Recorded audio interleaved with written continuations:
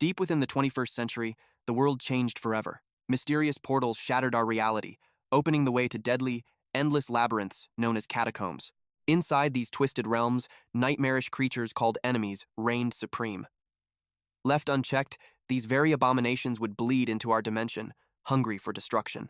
Humanity stood no chance. We were utterly crushed, helpless against the overwhelming tide of despair. But from the ashes of ruin, a glimmer of hope sparked. It was discovered that those who braved the depths of the catacombs could shatter their mortal limits, awakening divine powers known as skills.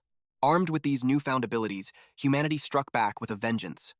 These elite warriors, who risked everything to conquer the abyssal depths, became legends known as dungeon divers. Fast forward to the present. Inside a mundane classroom, a professor droned on about how these awakened players and divers had ascended to the absolute peak of society. Yet, staring blankly at his desk, one boy could only let out a heavy sigh. His name was Suzuki. Our main character bore a heavy legacy. Both his parents were legendary divers, until the catacombs claimed his father's life. Despite the tragedy surrounding his mother, Soda's heart still burned with an impossible dream to awaken as a brilliant player, just like them. Suddenly, his quiet daydreaming was violently shattered. A monstrous, shadowy entity manifested right outside the glass, baring its jagged fangs as if ready to swallow him whole. Pure terror gripped Soda's soul.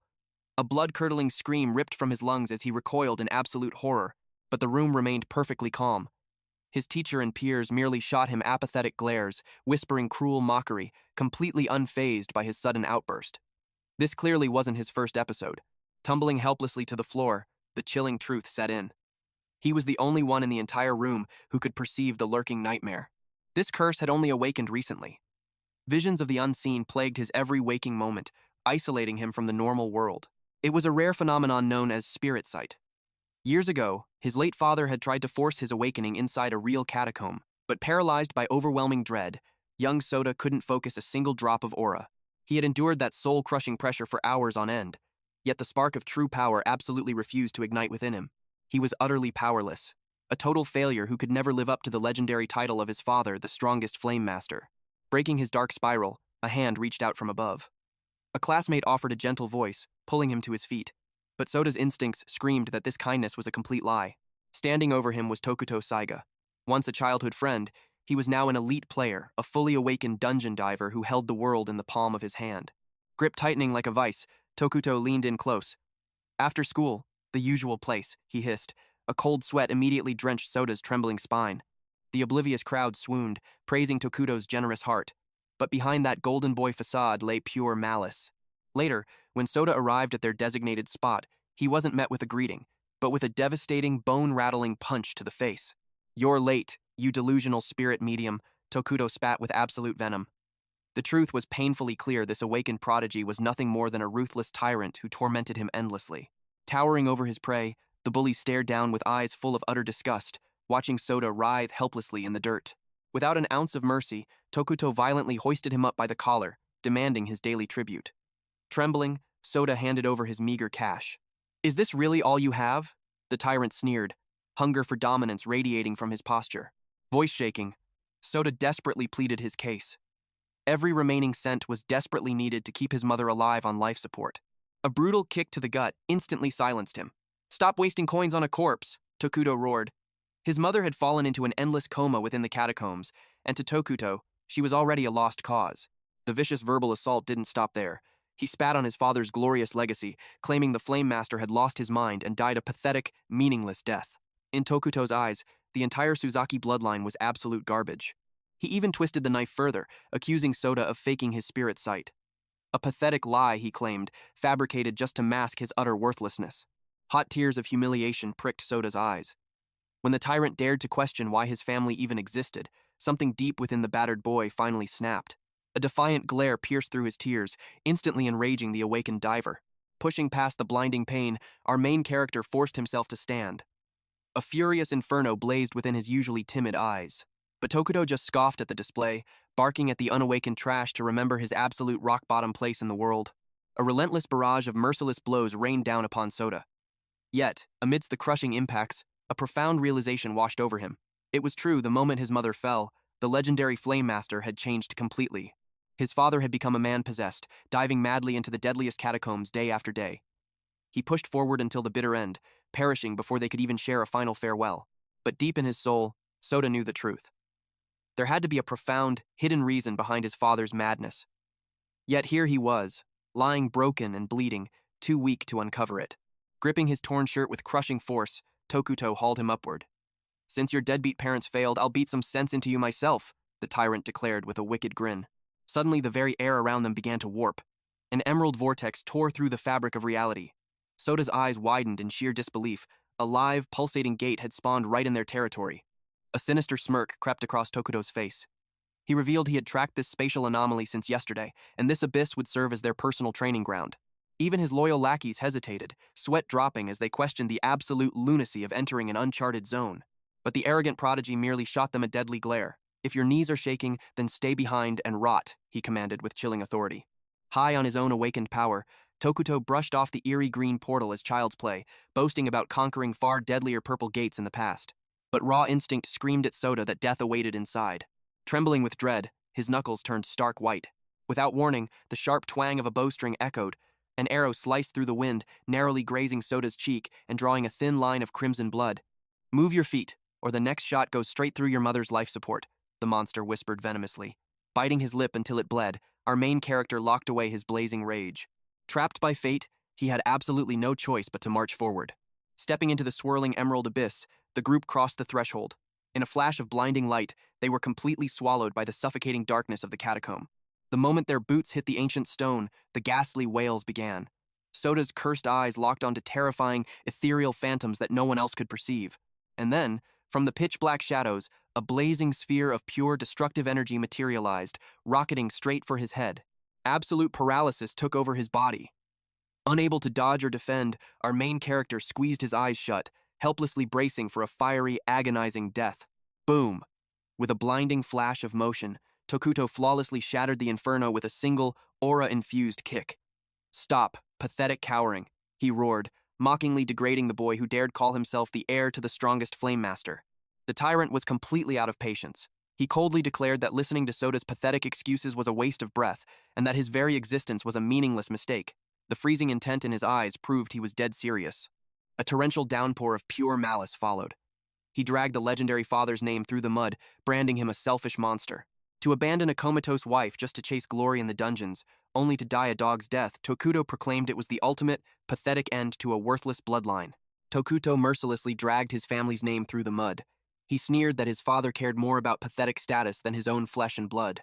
With a twisted grin, the bully offered a cruel suggestion. If Soda simply dropped dead in this very catacomb, he might finally get to see his precious father again. "Just rot here and die," the arrogant fool spat. The venomous words shattered Soda's spirit. Tears welled up in his eyes. It felt like the entire world was looking down on him, as if even the wandering spirits were laughing at his pathetic existence. But wait, were the unseen spirits actually mocking him? Soda's breath caught in his throat.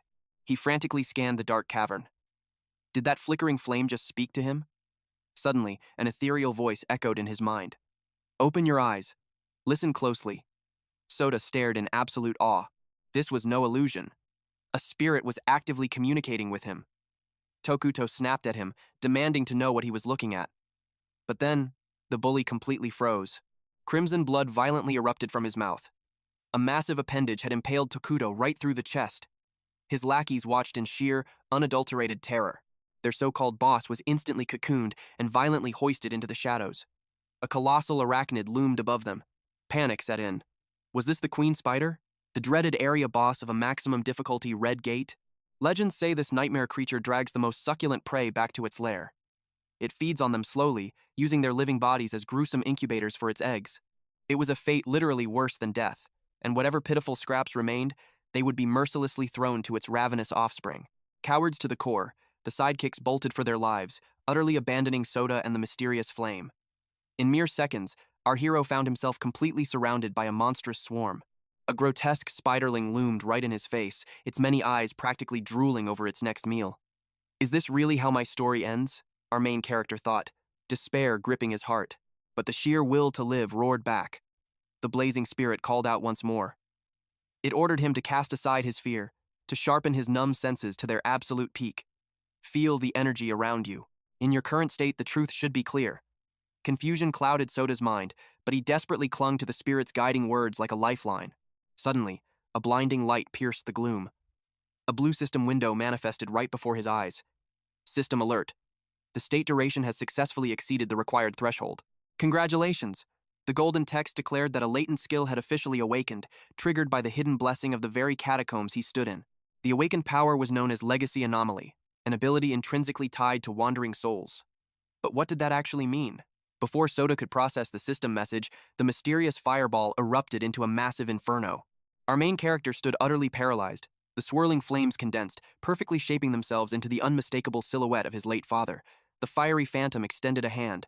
Without hesitation, Soda reached out to meet it. Bloodthirsty screeches echoed from the encroaching spider horde. Death was closing in from every conceivable angle. But in that fleeting moment, a father and son's hands finally connected. Boom! A devastating explosion of pure aura violently blasted outwards, instantly incinerating the front line of spiders. A surge of overwhelming, scorching power coursed through Soda's veins. He was reborn in the flames.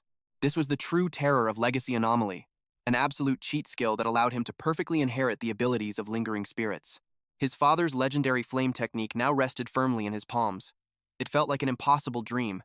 He had actually awakened an ability. In a single heartbeat, he had crossed the threshold to become a true dungeon diver. The sheer emotional weight of his father's gift brought a flood of tears. Even his fiery companion couldn't help but point out his sudden crying session. "Wipe your eyes, kid!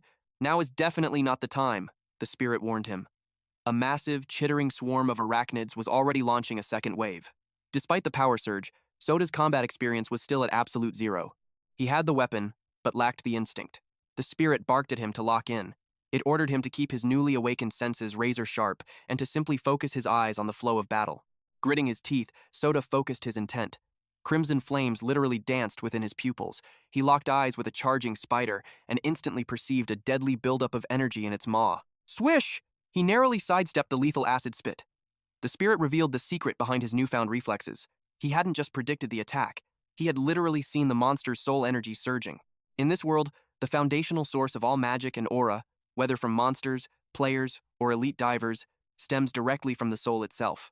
The very instant he visually tracked that concentration of mana in the spider's throat, he was utilizing the terrifying perception granted by his anomaly skill. Screeching with rage, another grotesque creature launched itself directly at our hero's throat. But this time, Soda didn't flinch. He smirked, wondering just how quickly he could crush this bug. The beast prepared another acidic blast, but Soda's reflexes were inhumanly fast. Bam! A brutal kick shattered its jaw before a single drop could spill. He stood there, utterly amazed at his own flawless evasion. Propelling himself into the air, he delivered a devastating right hook straight into its carapace. The realization hit him like a lightning bolt. He wasn't helpless anymore. He was a warrior. His mentor in the flames revealed the truth. By making his body a temporary vessel for his father's soul, years of seasoned combat experience and muscle memory were actively flowing into him. The sensation was undeniably warm and familiar. It felt exactly as if his old man was standing right against his back, physically guiding his fists as this overwhelming power coursed through him. Hot tears of pure gratitude stung his eyes once again. That comforting presence completely incinerated any remaining doubts. Fueled by unshakable confidence, he unleashed a blazing haymaker that obliterated the nearest beast. Sensing a blind spot ambush, he pivoted flawlessly. A spider was already priming a fatal strike at his back, but his enhanced instincts allowed him to slip away like a phantom. The ethereal fire in his gaze intensified. He analyzed the creature's movements with a veteran's precision. Suddenly, a glaring anomaly sparked within his vision. Was that its vital spot? Our main character asked his spectral guide. Without waiting for an answer, Soda launched himself like a blazing comet, driving a merciless strike directly into the creature's exposed core. Our hero landed gracefully, observing the aftermath. It was an absolute critical hit. The monster convulsed violently, the exact point of impact now fiercely burning with unquenchable, soul-scorching flames. Out of nowhere, another hideous arachnid dropped into his path. It took one look at his blazing aura, hesitated for a split second, and immediately scrambled away in absolute terror. The cowardly bug was actually retreating, but Soda had zero intention of showing mercy. Channeling a massive surge of aura into his right arm, he invoked the true name of his ability, Prison Blaze. The fleeing coward was instantly engulfed in a localized inferno, burning to ashes. The cavern finally fell dead silent. Soda let out a massive, exhausting breath. A little rough around the edges, but not a bad warm-up for a rookie, his fiery companion teased. The spectral guide then shifted its tone, turning deadly serious. It urged Soda to properly connect with his father's essence and to carefully listen to the deep regrets still tethering his soul to this world. To permanently claim this legendary power as his own, he had to personally fulfill those lingering desires. That was the true, heavy price of the anomaly skill. Soda furrowed his brow, a massive question mark popping into his head. Just who exactly was this little spirit, and how the heck did it know the ultimate secrets of the system? The system coldly brushed off his confusion. It stated that Soda's awakening was still incomplete. His spiritual perception was merely scratching the surface. But now? The chains of his dormant power had finally snapped. A phantom figure materialized through the mist. It was his father's soul. A warm, familiar smile graced the spirit's ethereal face, the kind of absolute pride only a parent could show. His father broke the silence, gently saying it had been a long time. The main character stood completely paralyzed. Before the words could leave his throat, his father bowed his head in heavy apology, but the dam had broken, and Soda's emotions poured out. He roared, his voice trembling with years of buried pain, demanding to know why his father had abandoned their family. His father's eyes softened with sorrow, explaining that he left to find a way to save her life. The devastating truth hit our hero like a physical blow. His mother's sudden collapse? It was the dark work of a queen spider's lethal toxin. The only cure lay hidden within the beast's venomous fangs. Driven by desperate love, his father had plunged blindly into every nightmarish red gate he could find. It was a suicide mission born of pure devotion. But fate is a cruel master. Just as victory was within his grasp, a deadly trap had snapped shut. Stunned into silence, Soda could only listen as the tragic tale unfolded. The fallen hunter confessed his sins. He had pushed away his comrades, throwing himself into hellish raids completely alone. Yet, even hearing this heartbreaking sacrifice, a storm of anger still raged in Soda's heart. Why did he have to shoulder the weight of the world by himself? They were blood. A family was supposed to face the darkness together. Tears streamed down the young man's face. He knew he was weak and couldn't fight back then. But his father could have at least shared the agonizing burden with him. The ghostly warrior was struck completely dumb. Wiping away his tears, a new, unyielding fire ignited in Soda's gaze. He declared that he would be the one to cure his mother.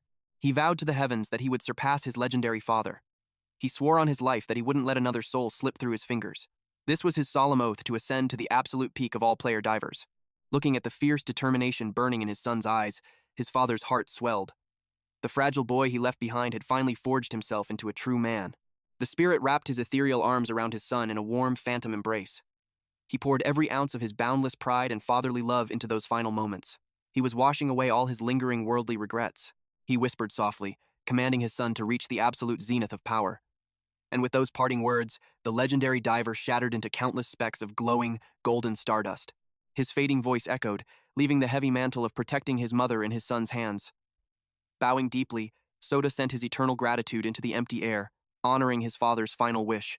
Ding! The familiar mechanical chime shattered the silence. A glowing azure interface materialized right before his eyes. System alert. The lingering earthly ties of Kichiro Suzuki have been purified. Absolute inheritance complete. Supreme skill acquired, radiant blaze. He now held the divine authority to command hellfire itself. Standing solitary in the dimly lit cavern, overwhelming emotion crashed over him. Hot tears of profound relief and newfound hope cascaded down his cheeks. Suddenly, a fiery cackle echoed from the side. The floating ember spirit mocked his monumental arrogance in challenging his father's legacy, but it humbly admitted it was completely wrong for ever treating the boy like a pathetic weakling. When our hero humbly tried to express his deep appreciation, the elemental entity just scoffed. It blatantly ignored his sappy displays of gratitude. That overly familiar, snarky attitude immediately struck a chord. It felt like they had known each other for lifetimes, sparking a burning curiosity in the young diver's mind. He finally demanded to know who this blazing entity truly was. Was a familiar soul hiding beneath that fiery exterior? The spirit opened its mouth to reveal the grand truth, but the cosmic frequency violently glitched. A burst of static drowned out its voice, leaving our main character utterly confused. It practically yelled the answer, but the audio heavily distorted. It was like a dreadful internet connection lagging at the most crucial climax of a movie. No matter how much mana the blazing entity pumped into its words, the universe flat-out censored its identity. It seemed the system classified its true name as a critical reality bug. Sighing in defeat, the spirit told the boy to just slap a temporary nickname on it. It demanded a title that sounded absolutely legendary. Soda pondered for a brief second before deadpanning the name Tamo. The mighty spirit visibly recoiled in sheer horror. It shrieked in disgust, absolutely despising the lame moniker, and savagely roasted the boy's terrible naming sense. Our hero awkwardly shrugged, saying his hands were tied. He fired back that the spirit was the one who gave him full creative control. Realizing this stubborn kid wouldn't budge, the fiery companion let out a defeated groan. A deal was a deal, and so the embarrassing name became officially binding. But playtime was over, as the newly christened Tamao sharply reminded him of their unfinished business. Our main character's eyes widened in sudden realization. In an instant, his aura sharpened into deadly focus, a mastermind's gaze hinting at a flawless strategy already in motion.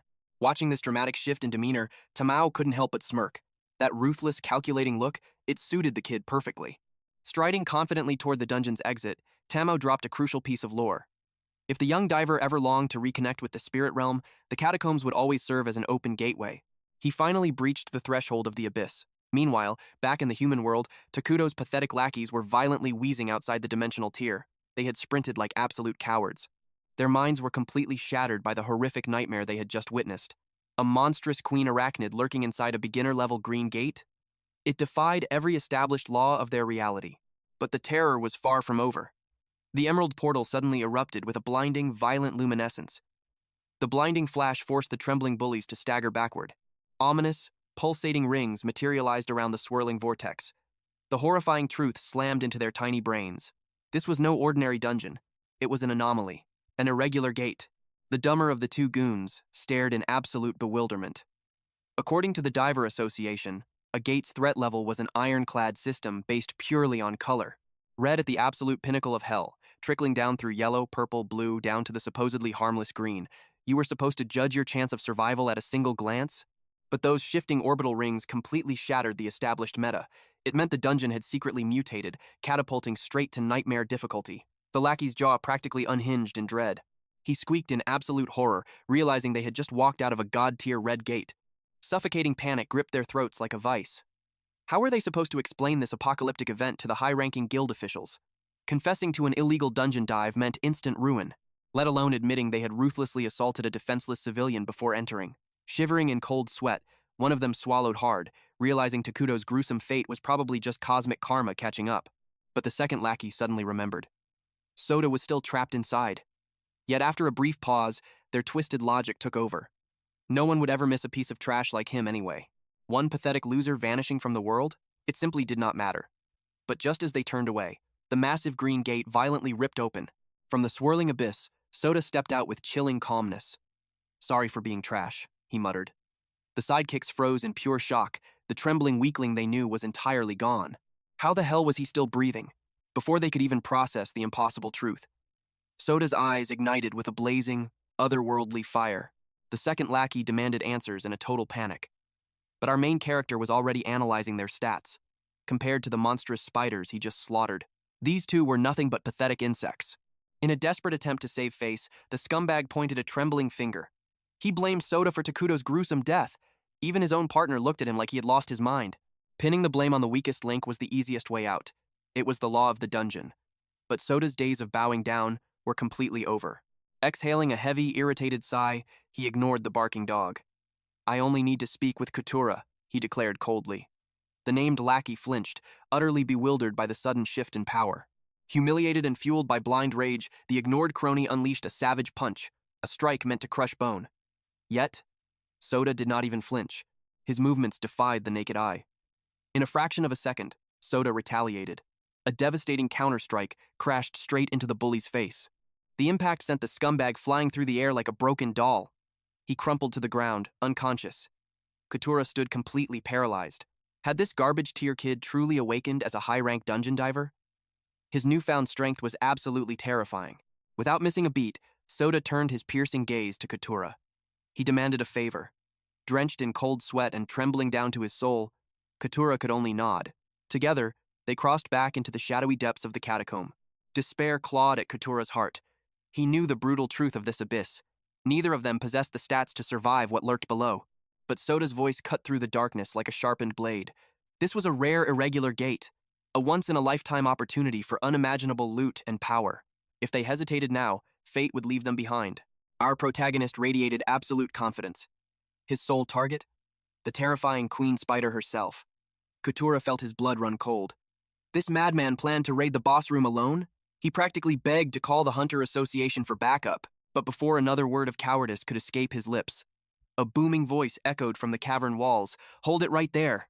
A chilling, murderous intent washed over them. Both divers spun around on their heels, their hearts racing as if the Grim Reaper himself had manifested from the shadows. From the gloom emerged a mountain of a man. His presence oozed overwhelming arrogance. By the way he blocked their path, his intentions were crystal clear. Nobody was moving past him while he still drew breath. Who on earth was this mysterious powerhouse? And what was a high-level hunter doing in a low-grade catacomb? With no system data on this intruder, they demanded his identity. The man merely scoffed. He refused to drop his name to a pair of shady rats skulking in the dark. Soda attempted to diffuse the rising tension, but the stranger's overwhelming aura immediately shut him down. His sharp eyes locked onto our hero. "You are the trash I saw passed out in front of the gate earlier," he sneered. He recited the strict laws of the hunters. A standard catacomb raid requires a minimum party of 3. Yet here they stood as a duo, practically reeking of illegal dungeon diving. The executioner's tone in his voice made it clear. He was ready to act as judge, jury, and executioner. Mana surged around the stranger as he prepared to deliver a brutal beating. Our hero desperately tried to reason with him one last time, but the brute clenched a fist that could shatter boulders. "I did not ask for your excuses," he roared. Exploding off the ground, the man lunged forward. A massive fist hurtled toward Soda's skull. But with his newly awakened reflexes, Soda seamlessly slipped out of range. Backed into a corner, instinct took the wheel. Soda twisted his hips and unleashed a perfectly timed counterattack, a razor-sharp uppercut aimed straight for the jaw. Bang! The strike connected, but the giant did not even blink. A sinister smirk crept across his face as he praised Soda's pathetic attempt. Then, the air grew heavy. He activated his innate skill. Man of Steel. A metallic sheen washed over his flesh. His entire body transformed into impenetrable iron. As his fists solidified into wrecking balls, he offered a grim warning.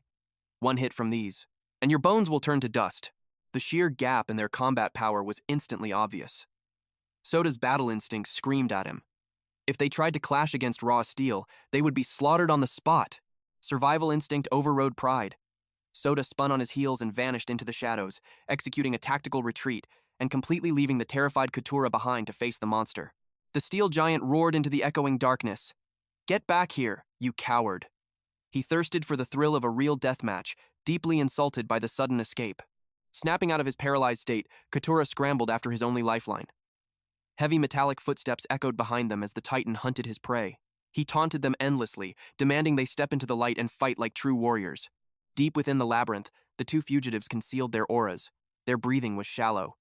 Engaging a tank-class hunter right now was nothing short of suicide. Soda quickly calculated his odds. Bare knuckles would shatter against that steel skin, and unleashing his fire magic in this confined space, it would suffocate them before the enemy even landed a blow. But destiny always favors the bold. Suddenly, a spectral green fireball materialized from thin air. The spirit vibrated with intense hatred as it sensed the iron brute outside. "That bastard's name is Tuma." The ghostly entity hissed that Tuma's foul mana had forcibly awakened its slumbering consciousness. The time for bloody vengeance had finally arrived. Intrigued by this hidden lore, Soda asked what kind of grudge tied them together. The floating orb flared with shock. You can actually perceive my spiritual form?" With a confident smirk, Soda confirmed that his supernatural vision was crystal clear. A tragic backstory echoed into Soda's mind. Long before this moment, the spirit and Tuma were sworn enemies, bound by a deeply rooted hatred. Their rivalry culminated in a legendary duel to the death. But fate was cruel, and the spirit suffered a crushing defeat. Consumed by thoughts of revenge, he ventured into this very catacomb to train, only to meet a miserable end in the darkness. The resentment chained his soul to the mortal realm. He refused to cross over to the afterlife while that arrogant steel bastard still breathed. A dangerous alliance was forged in the shadows. Soda offered his body as the vessel for vengeance. Radiating a newfound, terrifying aura, he stepped out of hiding to face the iron wall once more. The steel juggernaut burst into cocky laughter, thrilled that his prey had finally accepted death. But then, Soda's voice boomed with unnatural authority. "Igarashi Tuma." The giant's mocking laughter died instantly. He froze solid. How the hell did this dungeon rat know his full name? Before Tuma could process the anomaly, Soda pulled back his fist with a chilling apology. Then, the heavens cracked open. A devastating bolt of green spectral lightning surged directly into Tuma's core. The absolute destruction bypassed his physical defense. The blinding shockwave paralyzed his nervous system, violently slamming the impenetrable man into the dirt. Standing victorious over the fallen Titan, Soda exhaled a breath of raw power. The green spirit detached from his vessel, dancing with euphoric triumph. A soul-deep gratitude washed over our hero, as another legendary bond was forged in the abyss. The lingering weight of the past shattered like glass. His final regret had vanished into thin air, signaling that it was finally time to move forward. As Suda bid his silent farewells, he realized a profound truth. In this twisted world, everyone carried their own heavy burdens. Ding! The iconic blue system screen materialized before his eyes. A brand new ability had just been inherited. The stun skill, capable of unleashing a devastating burst of high-voltage lightning in a single heartbeat. Emerging from the cavern shadows, Kotora finally tracked down our main character, only to freeze at the sight of a completely defeated Toma lying helplessly on the ground. Suta locked eyes with him, demanding to know why Kotora had returned to the danger zone instead of fleeing for his life. Kotora could only give a helpless shrug, admitting he still had absolutely no clue why he was dragged into this mess to begin with. But the truth finally dropped. Suda desperately needed Kotora's exclusive ability, Poison Master.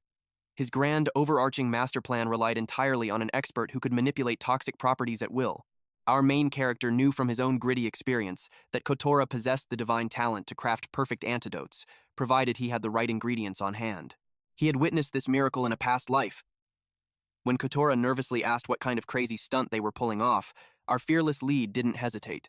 He declared absolute war, swearing to annihilate the horrifying Queen Spider. This wasn't just about survival. He absolutely needed the Poison Master's skills to cure his ailing mother.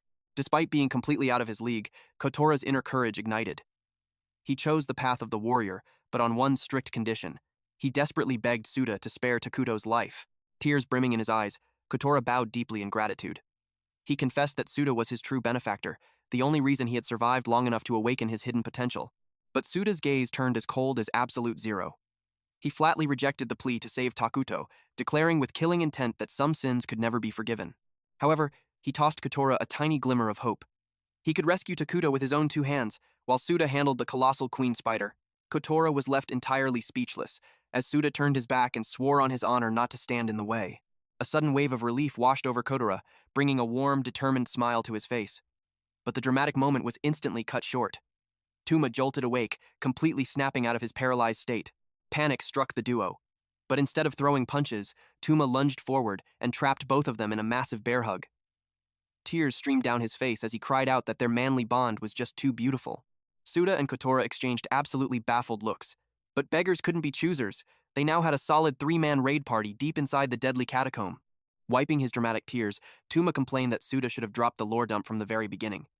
Our main character instantly fired back, roasting Tuma for attacking first and asking questions later.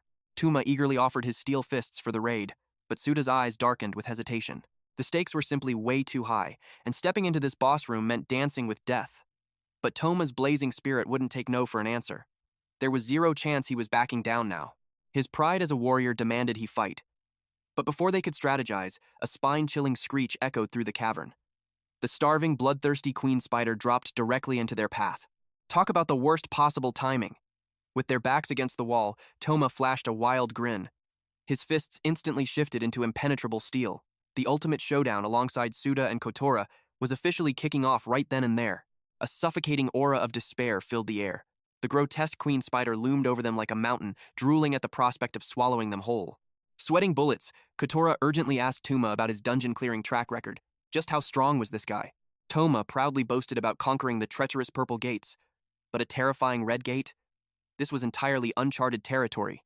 It was the absolute pinnacle of danger, and he had zero intention of holding back his true power.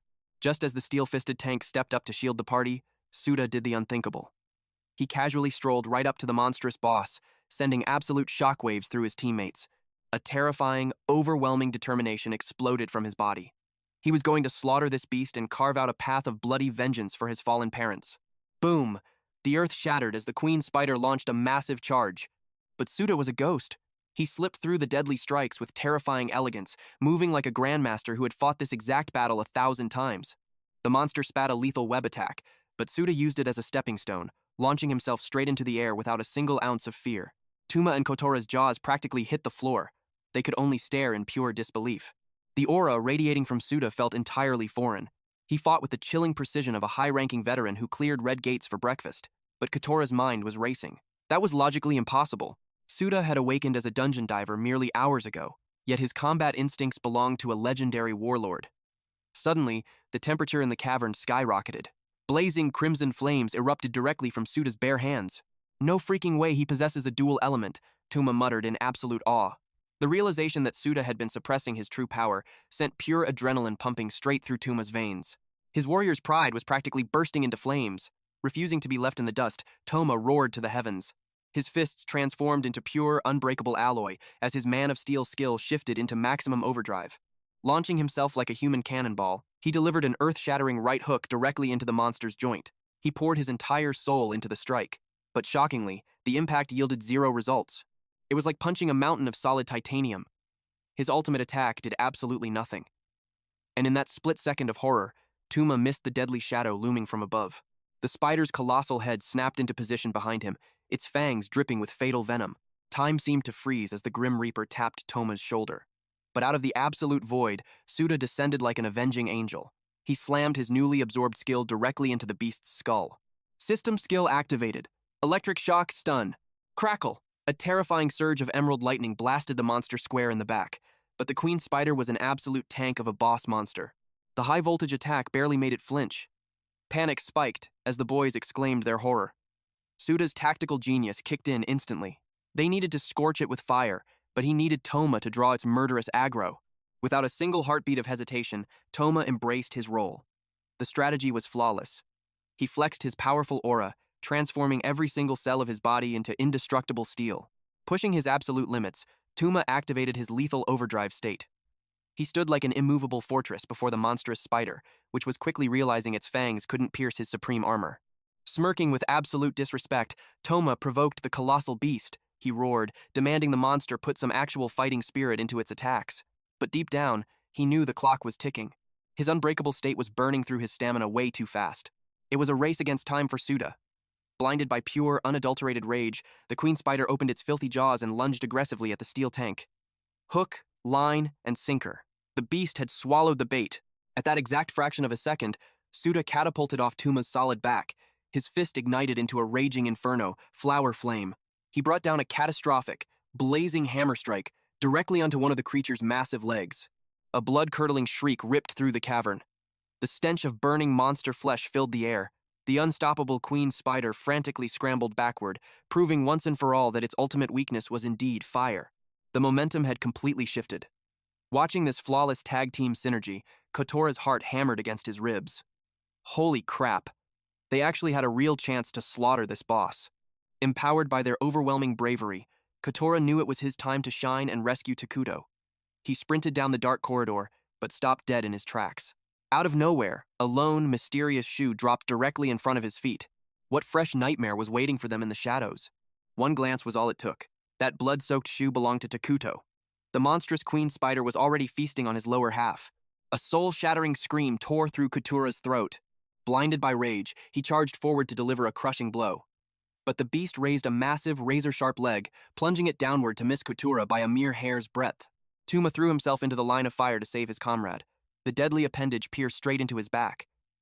His impenetrable steel armor shattered into pieces, raining down upon the cold stone floor. Was Tuma's ultimate defense really that weak? Seeing this, the main character refused to hesitate. Soda dashed furiously toward the monster to protect his new comrades. But a swift kick from the arachnid caught him off guard, launching his body violently against the catacomb wall. He hit the ground with a bone-rattling thud. Instantly, the beast encased him in a suffocating web, lifting his helpless body high into the musty air. Its rotting, venomous jaws cranked wide open for the kill.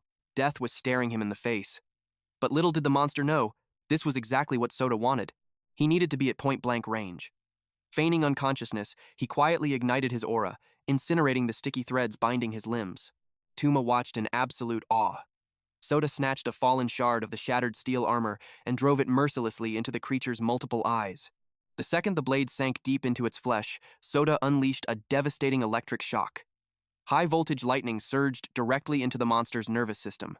Igniting his free hand with blazing hellfire, he delivered an explosive uppercut straight into its gaping maw. The intense heat roasted the grotesque beast from the inside out. After one final, pathetic convulsion, the giant carcass crashed lifelessly to the dirt. Utilizing Tuma's broken armor, the impossible had been achieved. At last, the cure for his mother was within reach.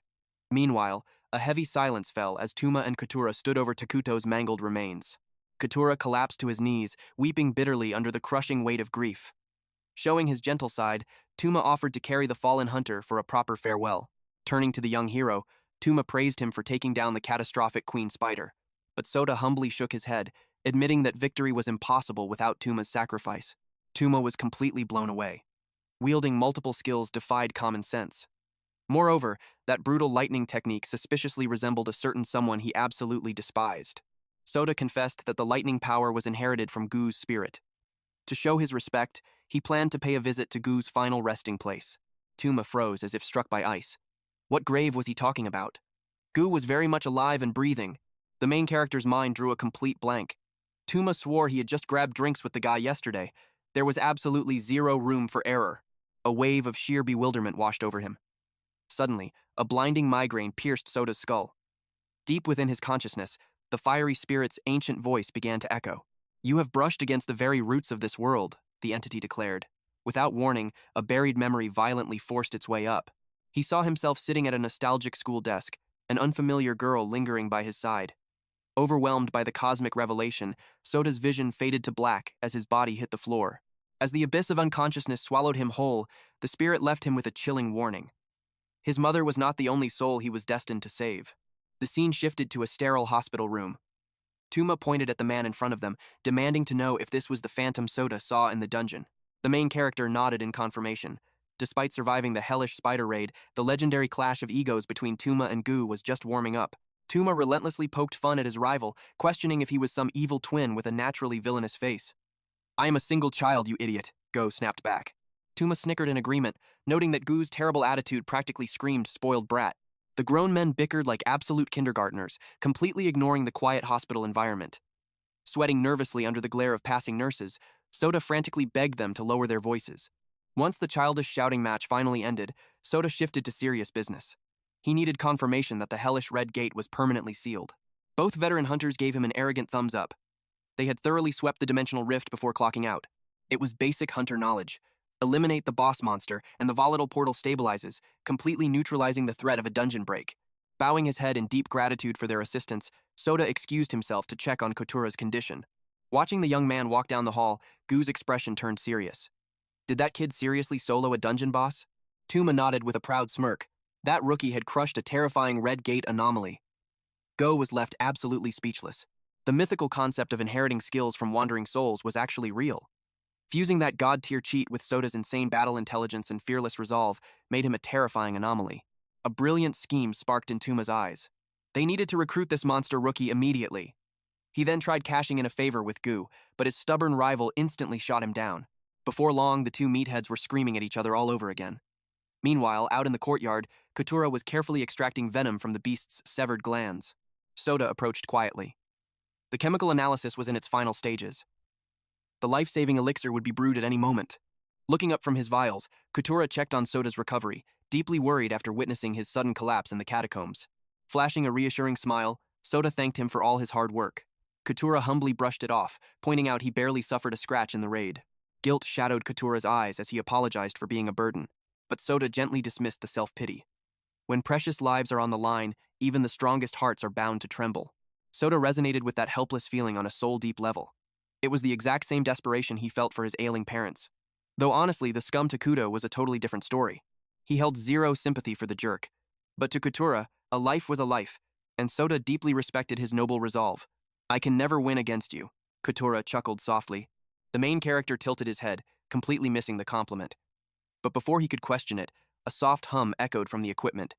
The miraculous antidote was finally complete. Thanks to the legendary poison master, Kotura finally handed over the precious vial. He frantically urged Soda to rush it to his mother's side. Our main character felt a tsunami of overwhelming gratitude. He sprinted toward the hospital ward like his life depended on it.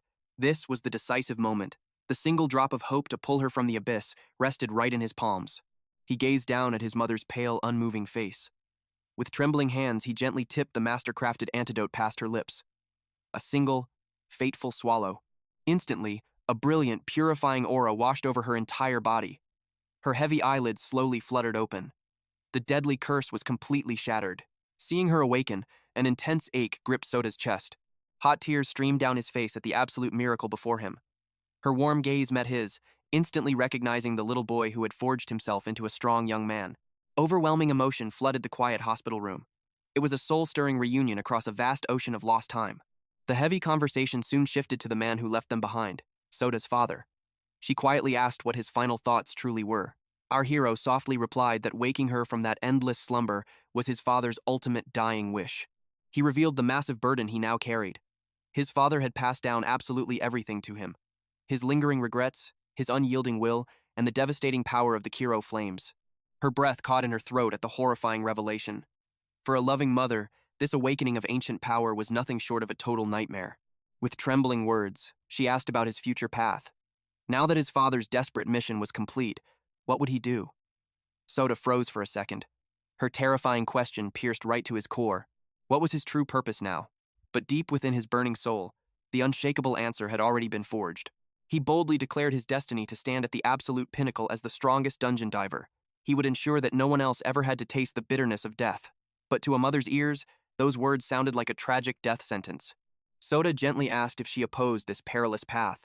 Without a single ounce of hesitation, she gave a brutally honest response. She was absolutely terrified and completely against it. The agonizing thought of her flesh and blood dancing with death was enough to shatter her heart. Yet, she carried a deep, painful guilt. It was the heavy sins and sacrifices of his parents that had forged this tragic destiny for him. Despite her overwhelming dread, a soft smile broke through her tears. She refused to chain him down and crush his burning ambitions. Hearing her tender blessing, a faint, embarrassed flush spread across Soda's cheeks. But she forced him into an unbreakable blood vow. When shielding the world, he must also fiercely protect himself, because if he fell in battle, her entire universe would collapse into darkness. With absolute conviction, Soda swore he would always return alive. They embraced fiercely. It was a desperate clinging to the fragile, precious warmth of family. The broken pieces of their world were finally whole once more. But as the heavy hospital door clicked shut behind him, an incredibly awkward scene awaited in the hallway. Toma and Katura were standing right outside. Both of them were frantically rubbing their watery eyes, failing terribly to hide their sniffles. They had eavesdropped on every single heart-wrenching word. Toma awkwardly confessed to their accidental spying. Soda simply laughed it off with a gentle, forgiving smile. However, a massive administrative storm was still brewing on the horizon. Our newly awakened hero had illegally breached a restricted catacomb. How on earth were they going to explain this catastrophic rule-breaking to the Almighty Association? Toma just flashed a confident smirk and brushed the immense danger aside. His shadowy organization was already pulling strings to bury the incident. With a casual grin, he threw out a life-changing invitation for Soda to join their ranks. If reaching the absolute summit of dungeon divers was his true goal, then aligning with their elite forces was the ultimate shortcut to absolute supremacy. Meanwhile, miles away from the quiet hospital ward, a terrifying scene unfolded inside a yellow-ranked gate. A lone figure casually strolled over a mountain of slaughtered monstrous corpses. He muttered an apology into the bloody air, explaining that the reckless Toma had gone rogue again. His respectful words were directed at an intimidating, white-haired beast of a man.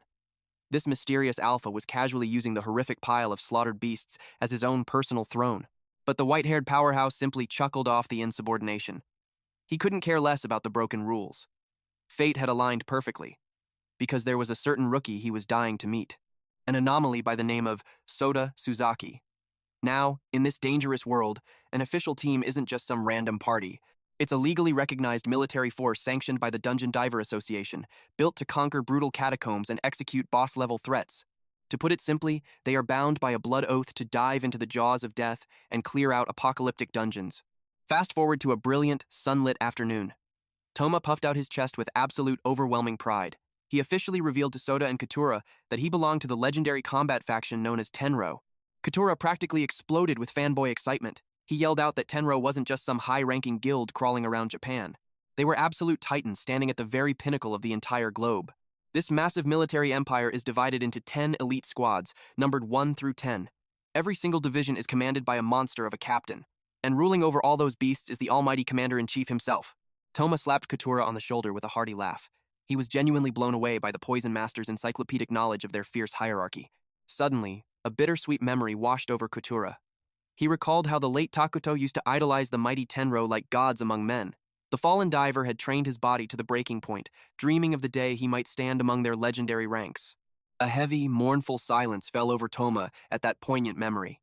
Breaking the tension, Soda softly chimed in, revealing that even he had heard whispers of their terrifying reputation. He knew the name of the absolute monster sitting on the throne, the Supreme Commander, Yamato Sumeragi. This legendary vanguard had crushed apocalyptic disasters across the entire planet. The Japanese Association didn't just respect him, they had officially crowned him as the undisputed strongest being alive. Soda's imagination ran wild, wondering what kind of overwhelming aura such a living legend would project. Kutura nervously asked if the young diver was shaking in his boots, but Sota simply flashed a calm smile and shook his head. There was absolutely zero fear in his blazing eyes. Instead of terror, his heart was simply overflowing with immense gratitude for this fateful encounter. Toma's respect for the rookie skyrocketed. This kid had the absolute heart of a lion. Right on cue, their footsteps came to a halt in front of the legendary headquarters. But reality completely shattered their grandiose expectations. It looked like a rundown, totally ordinary traditional house. Seeing their confused faces, Toma smirked and promised them that this dusty exterior was just an elaborate optical illusion. He grabbed the handle and swung the creaky wooden doors wide open. Instantly, a massive, mind-bending expanse revealed itself before their very eyes. Hidden beneath the humble disguise was a jaw-dropping, state-of-the-art military fortress. It was a futuristic base that defied all logic and spatial reasoning. Toma puffed up his chest, fully prepared to boast about their glorious hidden sanctuary. But before a single word left his mouth, a menacing shadow loomed behind him. Bam! A devastating punch cracked squarely against Toma's skull. The furious newcomer roared, tearing into Toma for his reckless solo run into the catacombs. He angrily chewed him out for casually dumping the massive bureaucratic mess onto the guild's shoulders. Toma immediately threw his hands up in defense, swearing he had Yamato's blessing for the mission. But the relentless fists didn't stop raining down. The man dishing out the punishment? None other than Toma's terrifying older brother. Without missing a single beat in his barrage of strikes, the older brother demanded answers. Did Toma seriously dump his mountain of paperwork on Goku from the second squad? The realization hit Toma like a ton of bricks. He remembered Goku's mocking smirk from earlier that day. There was zero chance that guy kept his mouth shut. He had absolutely ratted him out. Even so, the ridiculous sibling rivalry raged on. The two brothers traded fierce blows and snappy comebacks in a whirlwind of chaotic energy. Stepping into the fray, Suda tried to play peacekeeper and break up the fight. But before he could even finish his sentence, the older brother abruptly stopped, calmly addressing Suda and Kutaru by their full names. The menacing aura vanished instantly as he introduced himself as Yusei Igarashi, the legendary deputy commander-in-chief of Tenru. With absolute flawless manners, Yusei bowed deeply, offering a sincere apology for his foolish younger sibling. Letting out a heavy sigh, Yusei confessed the truth. Toma had always been a reckless hothead, the kind of guy who charged into battle first and asked questions never. Caught completely off guard, our flustered main character waved his hands frantically, swearing it was totally fine. Despite the chaos, Toma's brute strength had actually been an absolute lifesaver. Suddenly, a chillingly familiar voice echoed through the room, casually teasing Yusei for being way too harsh. Stepping from the shadows was the exact same monster of a man we saw in the catacombs, the one perched on a throne of slaughtered beasts. It was the commander-in-chief himself, Yamato Sumeragi. Flashing a completely carefree smile, Yamato pointed out that Toma's heart was in the right place, fighting to protect the innocent. He playfully nudged Yusei to finally give the kid a break. Suda froze completely in his tracks, his mind short-circuited. How could the supreme commander of the most powerful guild act like such a totally normal guy? Observing their lighthearted banter, Suda realized something strange. Yamato's physical presence was completely dwarfed by the towering Igarashi brothers. Needing answers, Suda silently activated his anomaly skill, peering directly into the depths of their souls. The spiritual difference was night and day. Yusei's soul blazed with a terrifying intensity, leagues above Toma. But Yamato? His soul felt weirdly ordinary. In fact, it barely registered a pulse of power at all. Catching the main character's piercing gaze, Yamato smoothly turned his attention towards Suda. His eyes sparkled with genuine excitement as he welcomed the young rookie, thrilled that their paths had finally crossed. The commander showered Suda's rare anomaly skill with high praise. Our hero couldn't help but relax a little, thinking this legendary figure was way more laid back than the rumors suggested. But then, the atmosphere shifted. Yamato's playful tone vanished as he asked a simple, heavy question. Did Suda truly desire to stand at the absolute pinnacle? Without hesitating, the commander invited him to experience what real, unadulterated strength looked like, and our fearless hero accepted the challenge. Panic flashed across Yusei's face, but before the deputy could scream a warning, Yamato waved a dismissive hand. He promised to keep things perfectly safe and hold back his devastating power. And really, there was no turning back now. Suda's eyes were already blazing with an uncontrollable thirst for battle. Gritting his teeth, Yusei backed down, silently vowing to intervene the second things turned lethal. Yamato guided the group toward the training grounds, but the moment they crossed the threshold, the entire dimension warped around them. The environmental shift was terrifyingly instantaneous. Suda's brain could not even begin to process the reality-bending magic unfolding before his very eyes. Stepping into a casual stance, Yamato slowly raised his left hand, offering a polite warning before launching his strike. In response, Suda ignited his burning eyes, pushing his visual perception to the absolute maximum. Dropping his guard here would mean instant death. Anticipating a high-tier mystical attack, Suda frantically scanned Yamato's soul again, but the reading was still a terrifying, absolute blank void. Suddenly, the air grew dangerously heavy. A blinding, terrifying orange aura erupted from the Supreme Leader's body. Before Suda's blazing eyes could even track the movement, Yamato had already teleported directly into his personal space. Boom! A devastating left hook connected with the force of a meteor, launching Suda across the arena and smashing him violently into the reinforced wall. Toma, Yusei, and Kutaro screamed his name in absolute horror. The crushing impact shattered the stone behind him like fragile glass. Suda's ears rang, convinced a literal bomb had just detonated against his chest. But as the dust settled, only one terrifying question remained in his mind. What on earth was that monstrous attack? The blank void in Yamato's soul had suddenly morphed into a blindingly bright human silhouette. Coughing up blood and forcing himself to his feet, our main character realized the chilling truth. That devastating blow was not a magic skill. It was nothing but a colossal, overwhelming concentration of raw, terrifying physical energy. Looking down at the bruised rookie, Yamato casually asked if he had enough, a question that instantly triggered something deep within Suda's warrior spirit. Fear? Intimidation? Not a chance. The taste of absolute crushing defeat didn't break his will, it poured gasoline on his burning desire to fight. A majestic inferno surged from the depths of his being as he practically launched himself off the rubble. Yamato blitzed forward again, a relentless storm of high-speed strikes. But this time, Suda slipped right past the fist of the strongest man alive. A flash of genuine shock crossed Yamato's face, quickly replaced by a thrill of battle. The Supreme Commander unleashed a terrifying hurricane of lethal blows, but Suda danced through the chaos, narrowly evading every single strike. But the reality of the situation was grim. Suda's survival instinct screamed that blocking was suicide. If even one of those monstrous, bone-shattering impacts connected, his fighting days would be over in a heartbeat. His magical eyes were simply not fast enough anymore. He had to stop trying to see the terrifying speed and start predicting it. He had to feel the lethal intent bleeding into the air around him, muscle, bone, and instinct synchronized in perfect harmony. Every microscopic shift in Yamato's murderous aura commanded Suda's immediate reaction. This was the ultimate stage, a desperate dance of survival against the god of the battlefield. This wasn't a punishment, it was the greatest masterclass of his entire life. Boiling adrenaline pumped through Suda's veins as Yamato continued his relentless, crushing assault. He was totally addicted to the thrill of near death. His battle-hungry soul screamed for more. Bring on the devastating power. Unleash the Godspeed combinations. Show him the true nightmare of an unchained monster. Laughing with pure joy, Yamato rained down a relentless barrage of apocalyptic kicks and punches. Yet somehow Suda became a phantom, weaving through the deadly storm. His body was battered and bruised, but his iron will refused to let him quit the battle he had willingly provoked. From the sidelines, Yusei's jaw practically hit the floor. To survive even 10 seconds against the Supreme Commander was a miracle. He couldn't help but feel a surge of immense respect for the kid's unbreakable, mountain-like resolve. Watching with wide eyes, Tuma nervously asked for his older brother's expert assessment. A rare, genuine smile broke across Yusei's stoic face as he whispered that this insane, suicidal gamble might actually forge a legend. Deep in the war zone, the tide began to shift. A blinding light gathered around Suda's clenched fist. Ethereal, scorching flames flickered to life, rapidly raising the temperature of the entire dimension. Locking eyes with the pinnacle of human strength, Suda boldly asked for permission to unleash his absolute unsealed power. At those incredibly arrogant words, the carefree demeanor instantly vanished from Yamato's face. With a spine-chilling smirk, Yamato reminded the rookie that this was his ultimate, most lethal form. Holding back and asking for permission on this sacred battlefield was nothing short of an insult to their warrior pride. This was an invitation for absolute destruction. Yamato dared the young hero to strike with every single ounce of his life force. Gritting his teeth, our blazing main character planted his feet firmly on the ground, preparing to ignite the heavens themselves.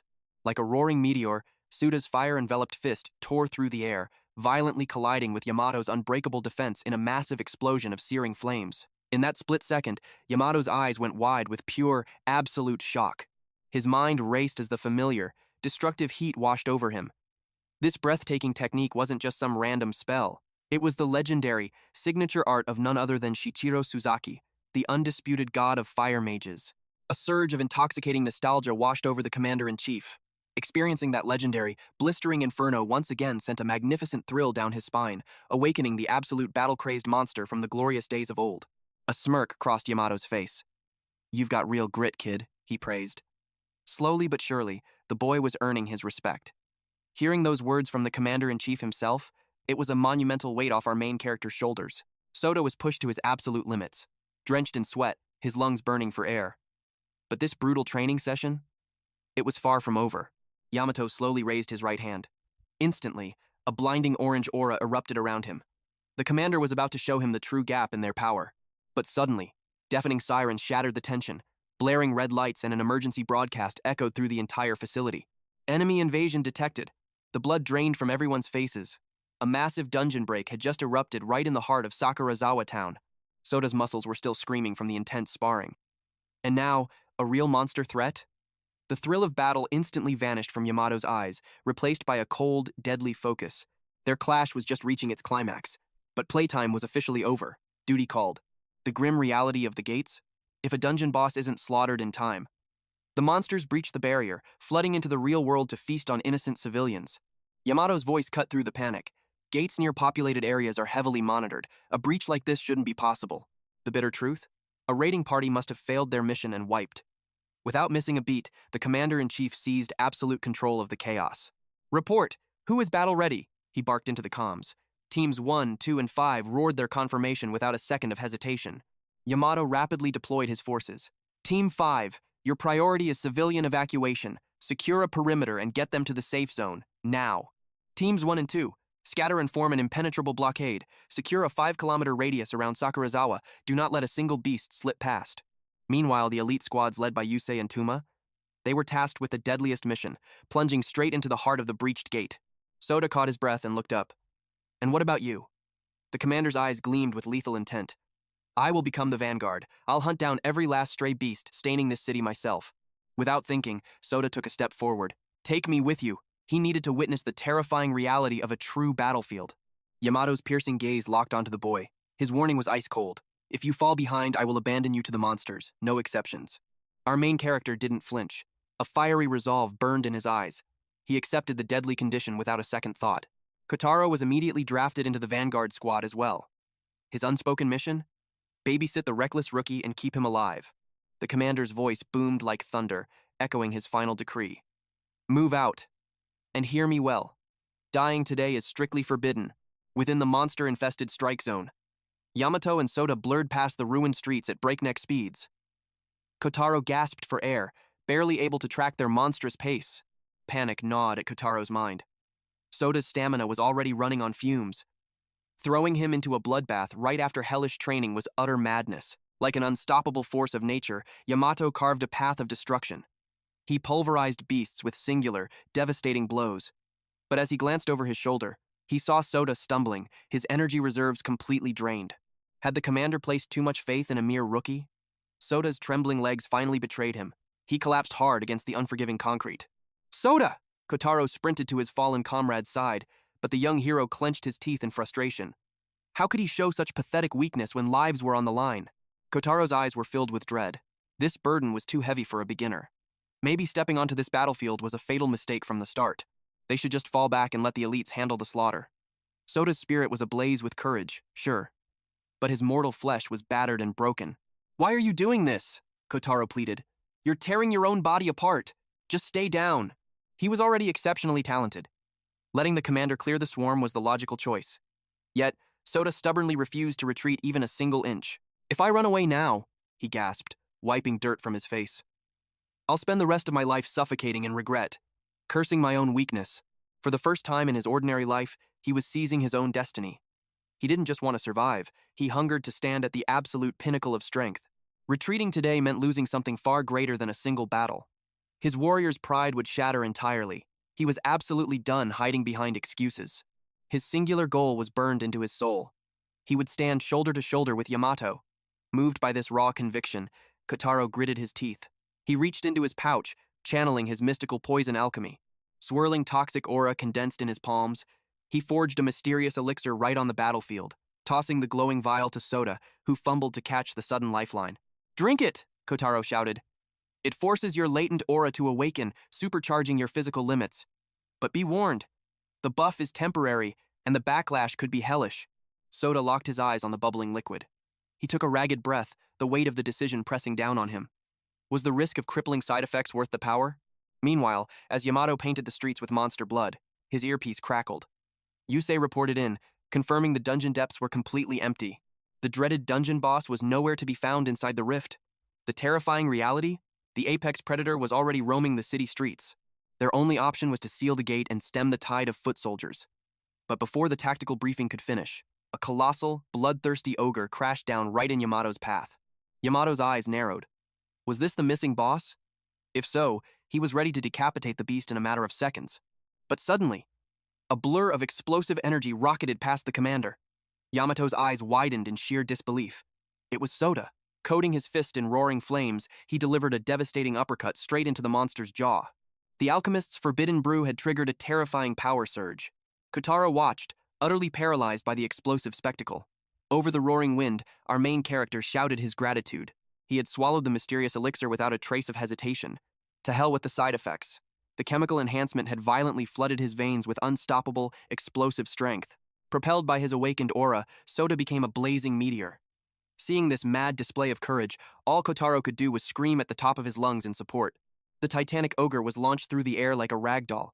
It crashed into the pavement, completely knocked out cold from a single strike. For the first time ever, the legendary commander stood frozen in genuine, awestruck silence. A colossal monstrosity blocked their path. Soda stepped up, his body erupting into a roaring inferno. With eyes burning with absolute conviction, he locked his gaze onto Yamato. The gap between their strength didn't matter anymore. He swore to his very soul that he would shatter his limits and follow right in his footsteps. Facing yet another towering nightmare, Yamato let out a heavy sigh. What an absolute nuisance. But then, a sudden shift in the air caught his attention. Soda's entire presence was mutating. An overwhelming torrent of aura flooded the battlefield. His pupils narrowed, blazing into a piercing, predator-like amber. Chaotic crimson flames devoured the space around him, radiating an intense, suffocating heat that demanded respect. Yamato calmly analyzed the threat. This gigantic ogre wasn't just another monster. It was the gate boss, the very core of this catastrophic invasion. Slaying the king wouldn't erase its army. The beasts that already breached our world would remain to cause havoc, meaning a quick kill wouldn't bring instant peace. Even so, feeling the sheer intensity radiating from his junior, Yamato threw out a challenge. Did he want to take the crown all by himself?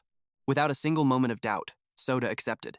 Yamato trusted the boy's blazing resolve, but promised to watch from the shadows, ready to intervene if death came knocking. And just like a phantom in the night, Yamato vanished into thin air. He scaled the towering ruins with impossible speed, completely erasing his presence. Now, the stage belonged entirely to Soda. He drew in a sharp breath and centered his spirit. The burden of trust weighed heavily on his shoulders. Above him, the colossal beast raised its massive weapon and brought it crashing down to shatter the earth. Soda narrowly evaded the devastating impact by a hair. But a chilling realization hit him. The monster's physical armor was absolute. He needed a flawless strategy. The goal was clear. Invade its blind spot, shatter its stance, and incinerate it with hellfire. Trusting his instincts, Soda launched himself into the danger zone. He unleashed a furious barrage of strikes.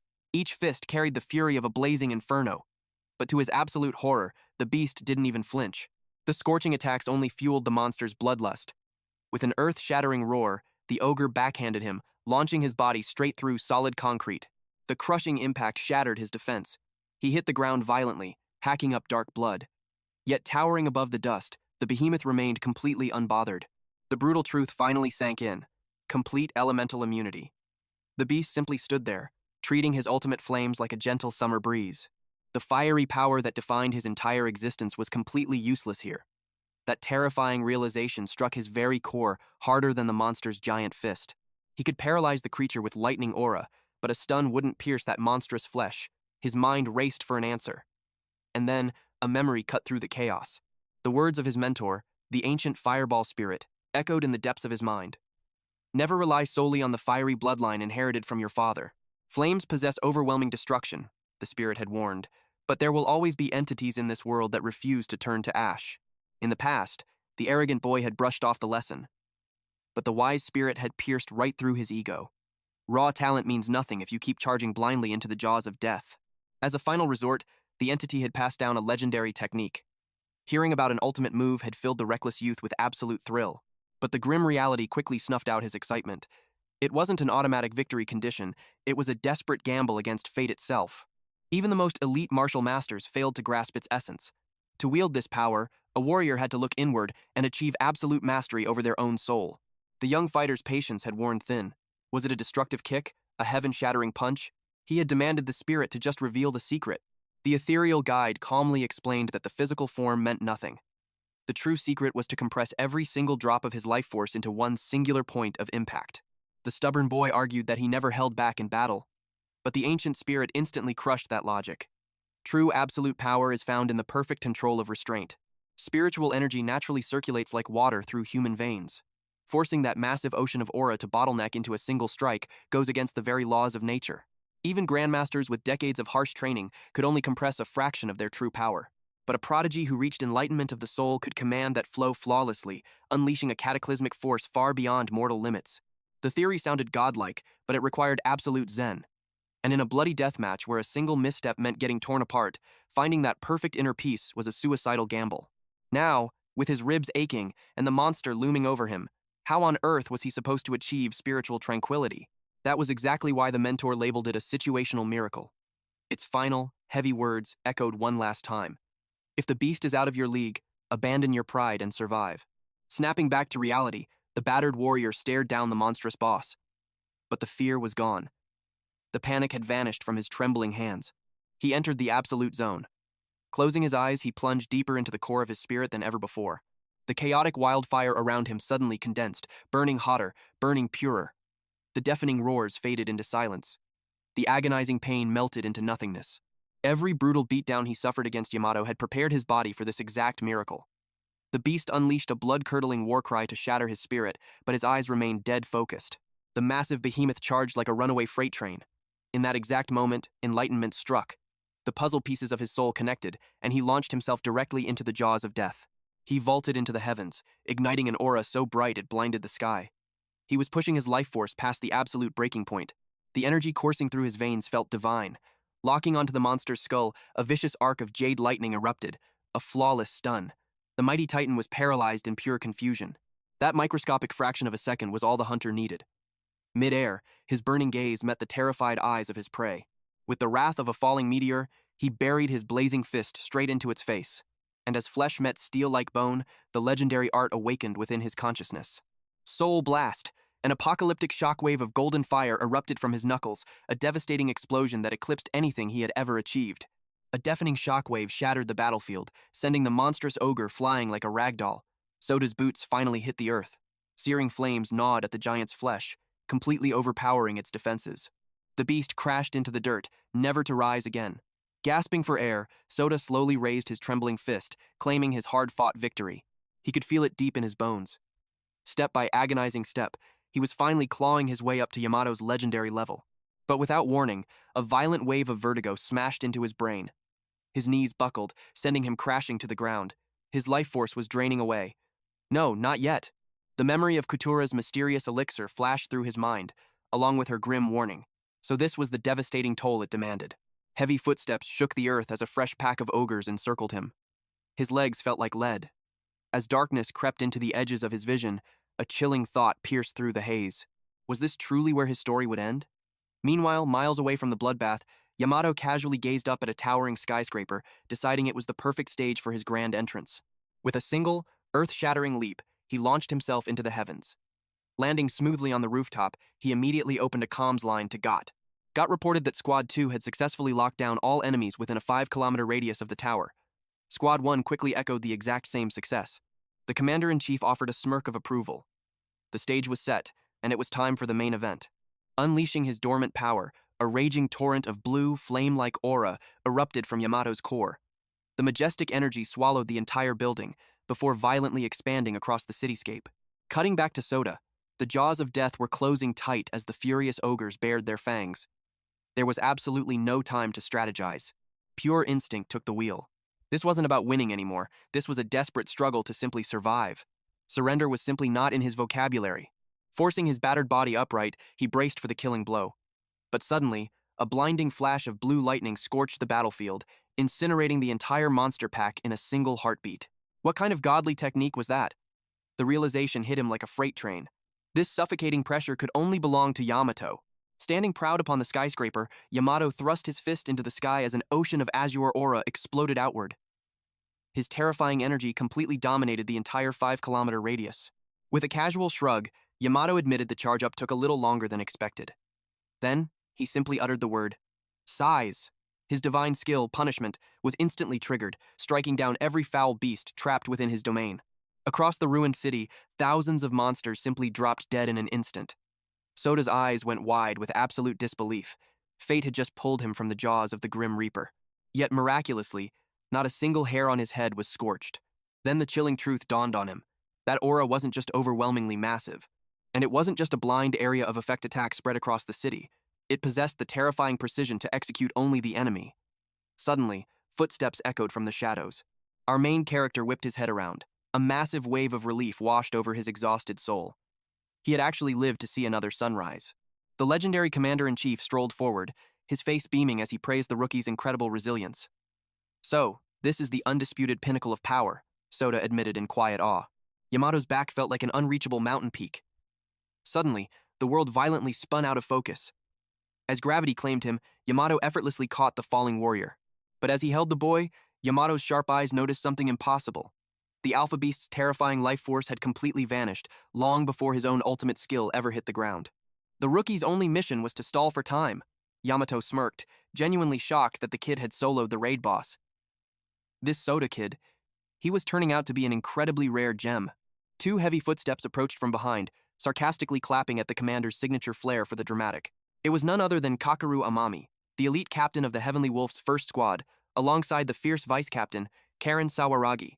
Kakeru flashed a sly grin, joking that the association would definitely fine them for drowning the entire city in spiritual pressure. Yamato merely chuckled, effortlessly firing back a witty remark of his own. Handling the boring, bureaucratic paperwork was Kakeru's job anyway. The chief was riding high on absolute triumph. Not only did he steal the spotlight, but he just unearthed a phenomenal prodigy. Leaning in with sharp curiosity, Kakeru asked for the unconscious boy's name. The answer was Soda Suzuki. Yamato officially handed the rookie over to the first squad, ordering them to forge him into a proper weapon. But little did the chief know, Kakeru had secretly locked his sights on recruiting this kid from the very beginning.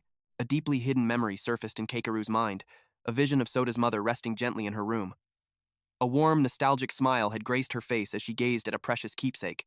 It was an old, faded photograph, capturing a much younger Kakeru standing proudly right beside Soda's family. The strings of fate were undeniable. Watching over this boy felt like a sacred duty he was destined to fulfill. Meanwhile, fast forward to the prestigious Heavenly Wolf headquarters, where elite warriors temper their blades. Soda found himself thrown into the ring with Tuma, and this arrogant brawler was taking this sparring session 100% seriously. With a thunderous flex, Tuma hardened his entire body into impenetrable, shining steel. Flashing a cocky smirk, he dared the rookie to strike first. Our main character calmly nodded, accepting the challenge. But in a split second, Tuma explosively dashed forward. He barked that real monsters never wait for an invitation, so a hunter must be on guard every breathing second. A devastating steel fist cleaved through the air. Soda's reaction was a fraction too slow, taking the brutal impact straight to his skull. Tuma aggressively clicked his tongue, barking out a harsh lecture. The rookie's ultimate technique telegraphed itself a mile away. Our main character rubbed his bruised head, arguing that it got the job done during the raid. Sure, ultimate attacks deal catastrophic damage, but they leave a warrior painfully exposed.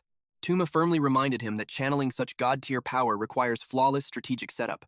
After all, the violent recoil had left the kid completely paralyzed in a hospital bed for days.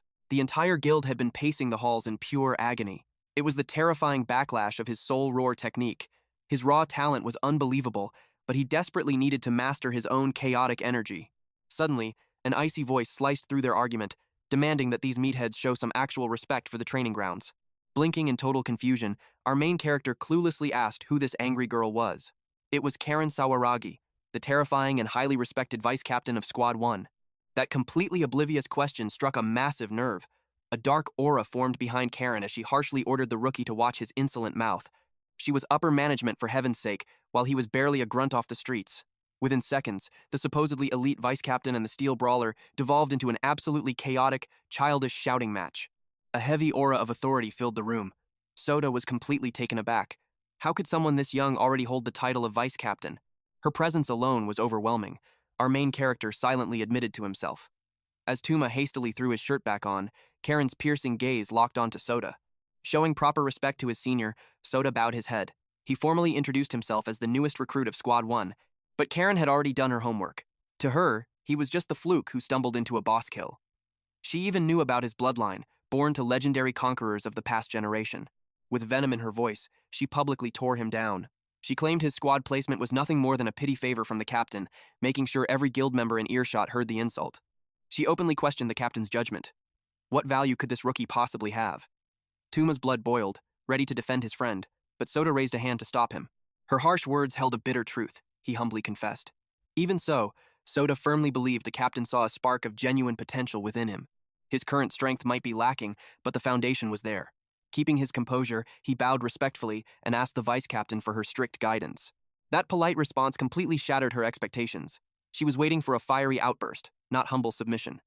Begrudgingly impressed by his ironclad composure, she accepted him as her pupil. Then, the world warped around them. Without a single warning, Karen activated a spatial shift. The indoor training hall instantly dissolved into a vast, sun-drenched, grassy plain. The illusion was flawless, complete with the sensation of a fresh breeze.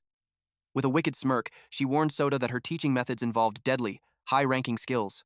If the rookie was trembling, she offered to dial back her killing intent. Our main character instantly agreed, nodding enthusiastically. But his shameless honesty only fueled her rising temper. What a spineless coward. She had planned to go easy on him, but his lack of pride was practically begging for a beatdown. It was time to teach this rookie a lesson in fear. Karen unleashed her mana. Rage of Gaia. The earth violently roared to life, spiraling upwards to entomb Soda in a crushing dome of solid rock. Through the thick walls, her mocking voice echoed. How would the little hatchling escape?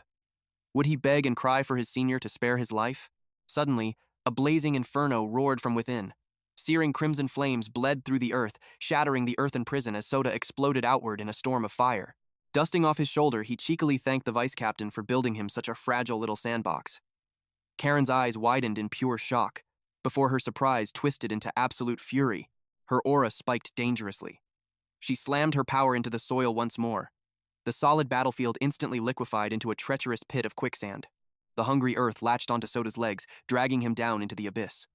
Capitalizing on his trapped state, Karen closed the distance like a predator, her fist coiled with devastating mana. But Soda's eyes burned with newfound resolve. Funneling explosive fire magic into his right arm, he threw a desperate counterpunch. Watching from the sidelines, Tuma's blood ran cold. They were practically trying to kill each other. This was no longer a simple sparring match. He screamed at the top of his lungs, begging the two powerhouses to abort their fatal clash. The flaming fist and the mana-infused strike hurtled toward a catastrophic collision. But mere millimeters before impact, an overwhelming pressure descended upon the field. A third presence had materialized between them like a ghost. With terrifying ease, a pair of hands caught their devastating blows.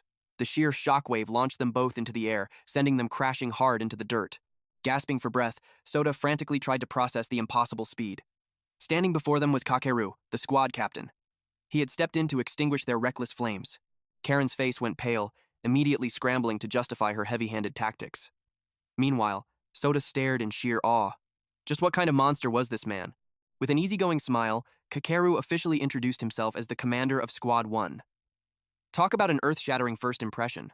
He warmly welcomed Soda to the team, and our main character, still trembling from the residual aura, respectfully returned the greeting.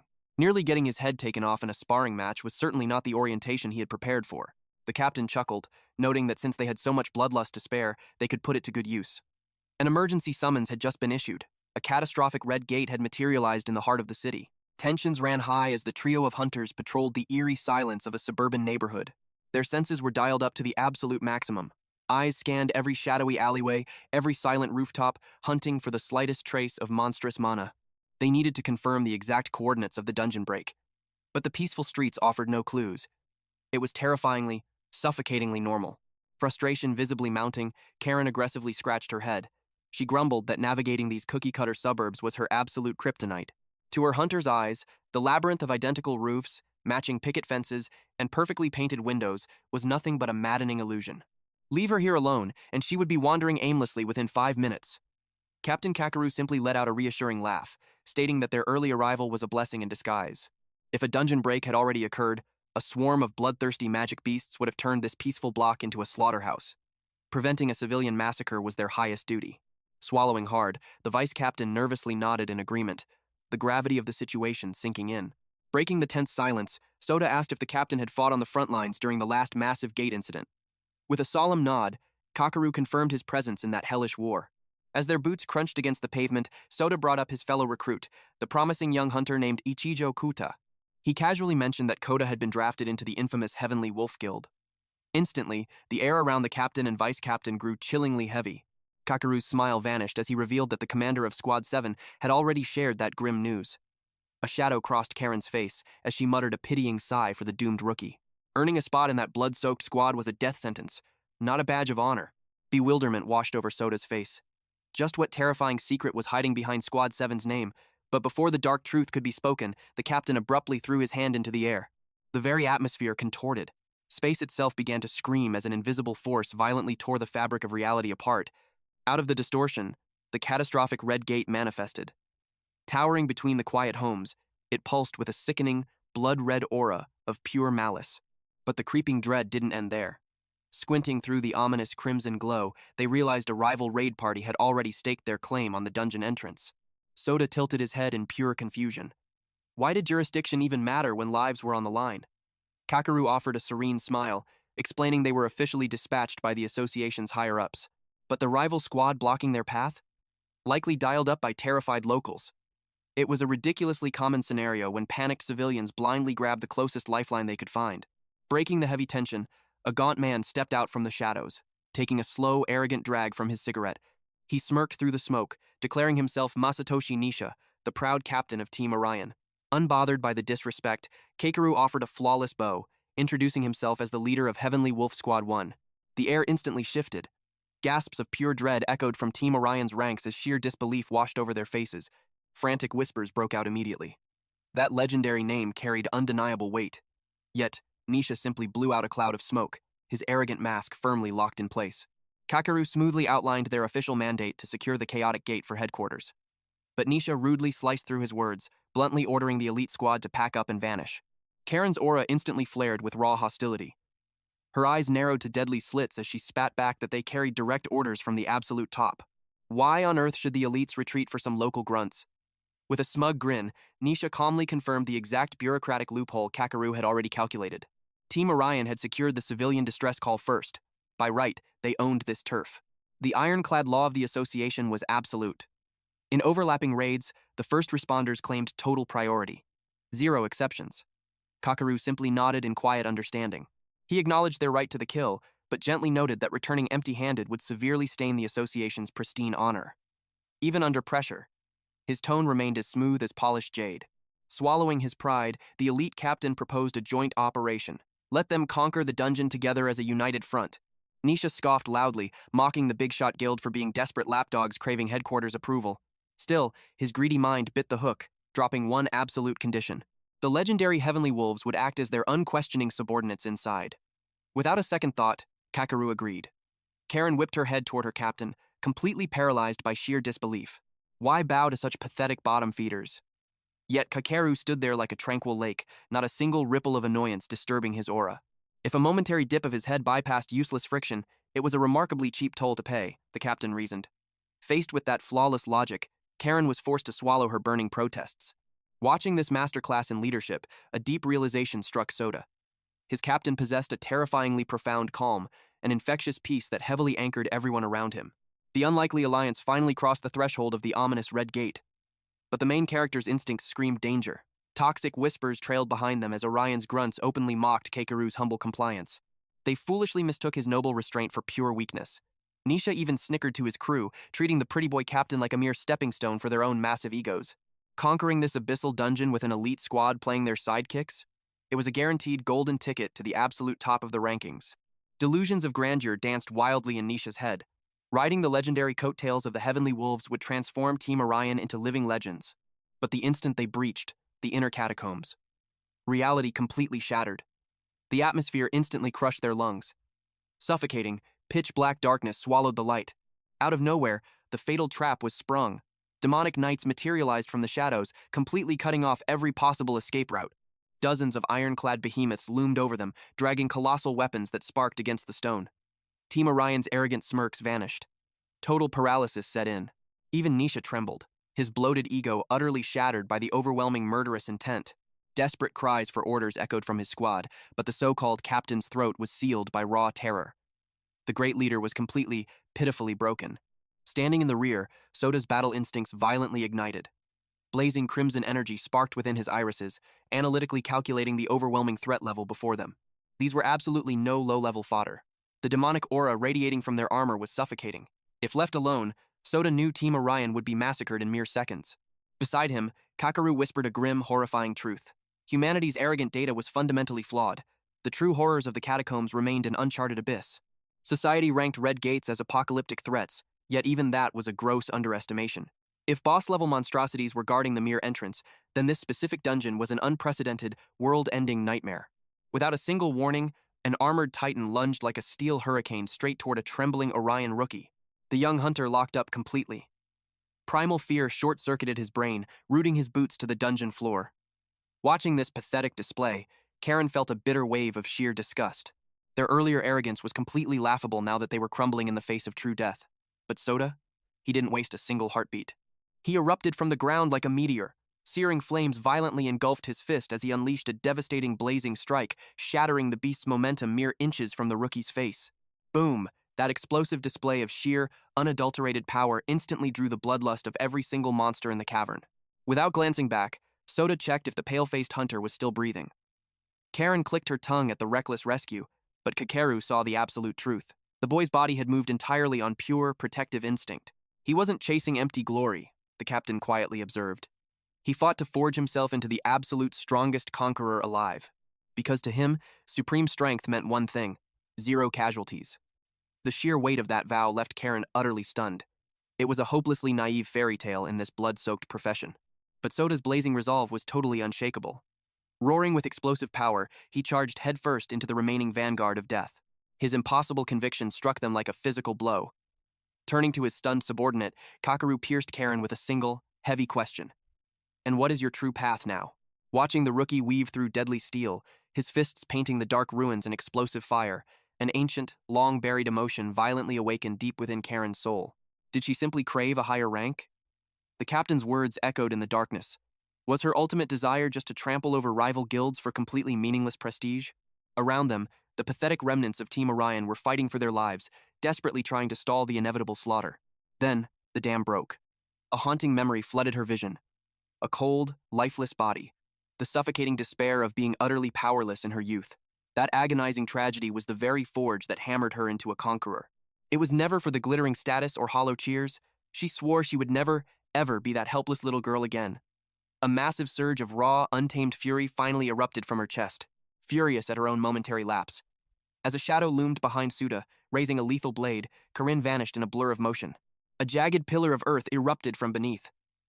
Her strike descended like a falling meteor, crushing into the knight's flank before it could even blink. Suda spun around in pure shock. Her knuckles turned white from the sheer grip of her fists. Nobody else was going to die on her watch. Never again. Rage burned within her soul, disgusted that she had forgotten her true path after bleeding for this power. Watching from the shadows, Kakaru let out a quiet smirk. The fire of true warriors had finally ignited in their eyes. His squad was roaring with absolute purpose. At long last, they were truly forged and ready to conquer the nightmares lurking beyond the Red Gate. But reality was merciless. A suffocating ring of armored monstrosities tightened around them from all directions. Yet, Suda and Karin refused to yield a single inch. Karin seized the initiative in a heartbeat.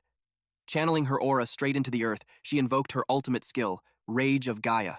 The terrain violently ruptured apart. Colossal stone spikes blasted upward from the depths, turning the battlefield into a deadly wasteland. Chaining her combo, she activated Piercing Strike. The jagged monoliths violently slammed into the vanguard of charging knights. For a fleeting second, victory seemed possible. Then, cold despair set in. The stones shattered against their cursed armor, barely slowing their relentless march. The armored horde pushed through the debris as if brushing off dust. But Suda refused to let the dread take hold. Stepping into the fray, his mana surged violently. He cast Stun to lock their footing, immediately following up with a devastating blaze. An inferno swallowed the battlefield. The roaring flames spread like a plague, radiating heat intense enough to liquefy solid steel. Pushing beyond his limits, he unleashed a maximum-powered hellfire. A tidal wave of absolute destruction devoured the frontline knights. But as the smoke parted, the nightmare remained. Their demonic armor was charred and hissing, yet perfectly intact against the onslaught.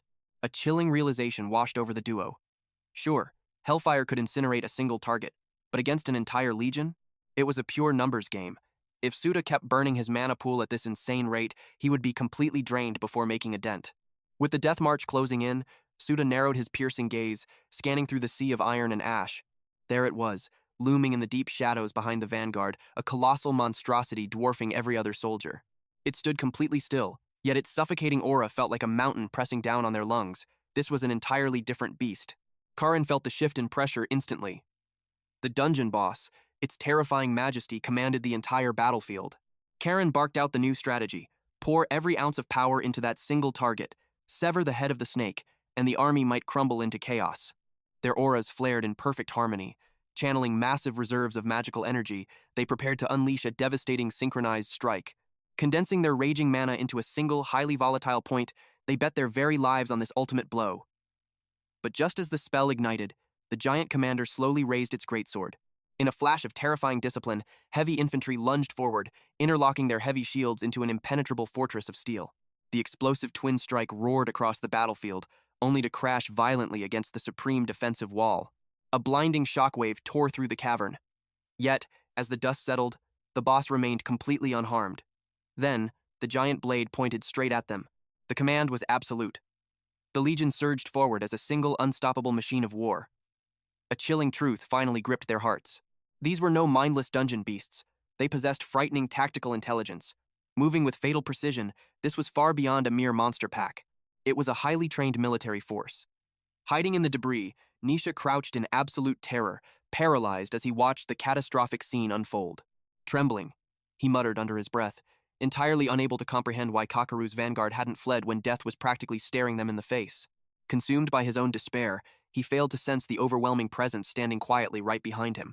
Kakeru's chillingly calm voice cut through the noise. They fight because they understand the true cost of retreating. Suddenly, Nisha's squadmates shrieked in absolute panic. Begging to abandon the raid, they pleaded to let the Heavenly Wolf Guild handle the slaughter. Nisha froze for a heartbeat. Then, he firmly shook his head. No. If they turned their backs now, a dungeon break was inevitable. And the collateral damage wouldn't just be nameless strangers.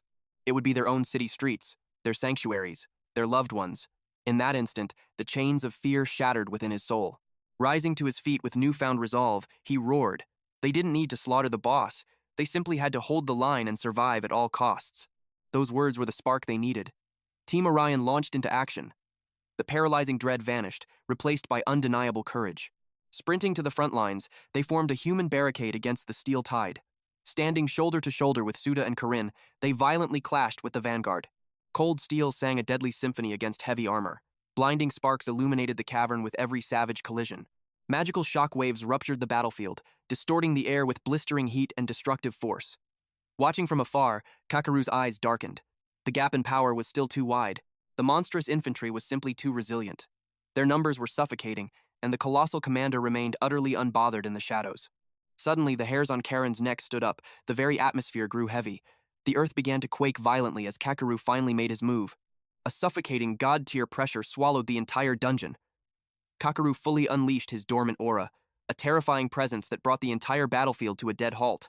Even without looking at him, Karen's body reacted on instinct. Her energy resonated, drawn in by an overwhelming, synchronized pull. Their auras aligned flawlessly. The very earth trembled and rose beneath them as Kakeru channeled their combined strength to elevate the entire squad. Team Orion and the Heavenly Wolf squad surged skyward, finding their footing on a colossal floating platform forged from Karen's mastery. Bewildered, Soda demanded to know what was happening. With a steady voice, Karen revealed that their captain had just activated a massive terrain-shifting technique. Suddenly, the air grew incredibly heavy.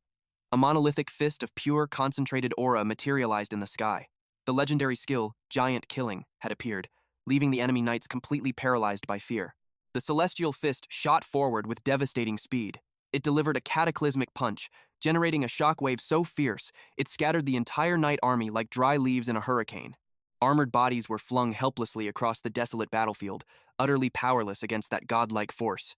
Karen watched in awe, knowing this strike was no ordinary attack. It was an absolute path-clearing obliteration, crushing the soldiers and carving a direct, unstoppable route straight to the dungeon boss. But the colossal strike did not stop there. It pushed forward, carrying an oppressive, mountain-crushing momentum. That single, awe-inspiring blow possessed enough sheer weight to annihilate an entire army. It was a legendary display of power that could rival even the Grand Captain, leaving onlookers completely speechless. This was the true, terrifying might of their captain.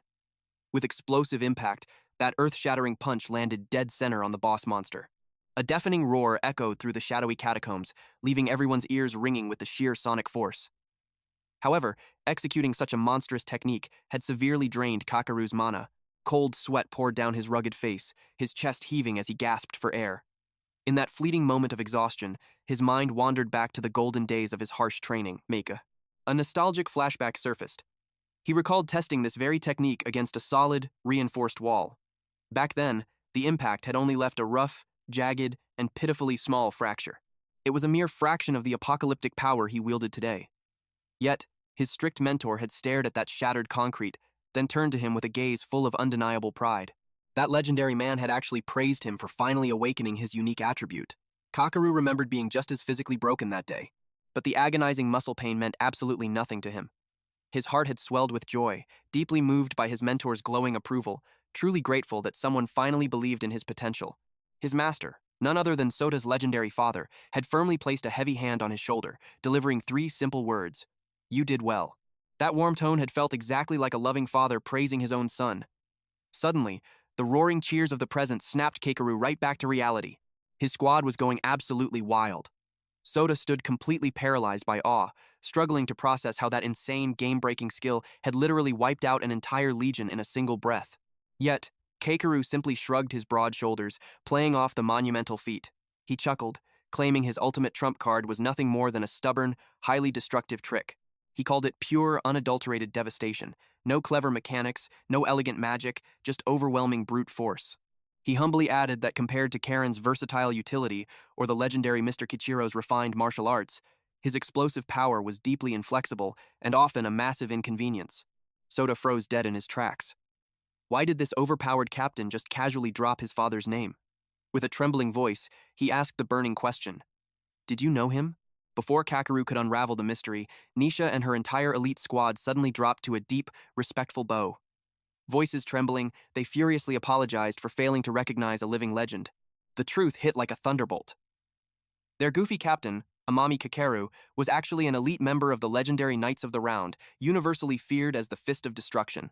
Kakeru casually waved off the glorious title like swatting away an annoying fly, completely unfazed.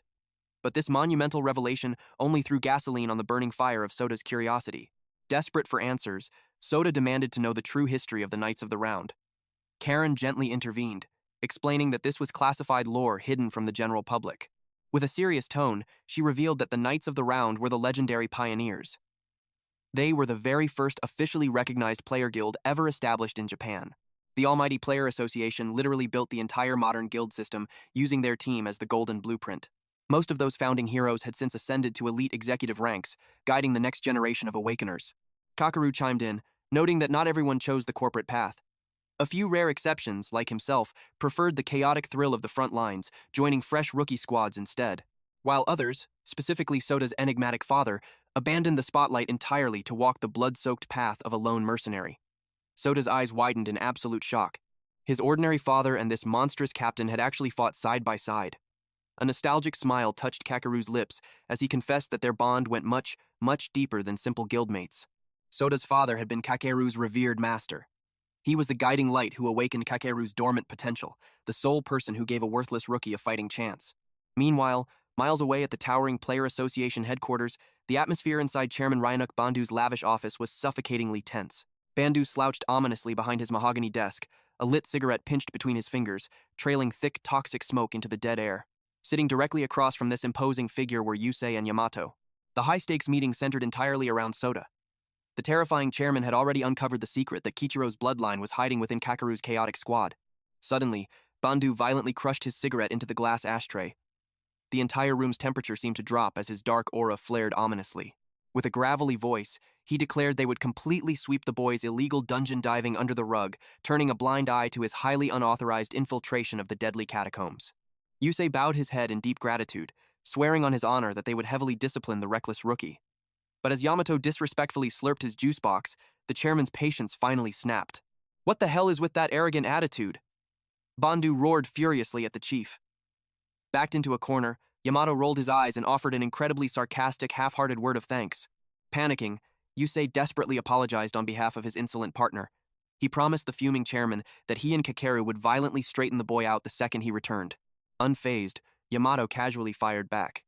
He stated that since Soda's legendary father was their blood-sworn comrade, protecting his kid was basic loyalty. He boldly warned the chairman to stop acting like he was doing the boy some massive holy favor. That utter lack of respect was the final straw. Bandu's blazing fury erupted like a dormant volcano. Slamming his fist down, he viciously reminded Yamato of his supreme authority as the association chairman.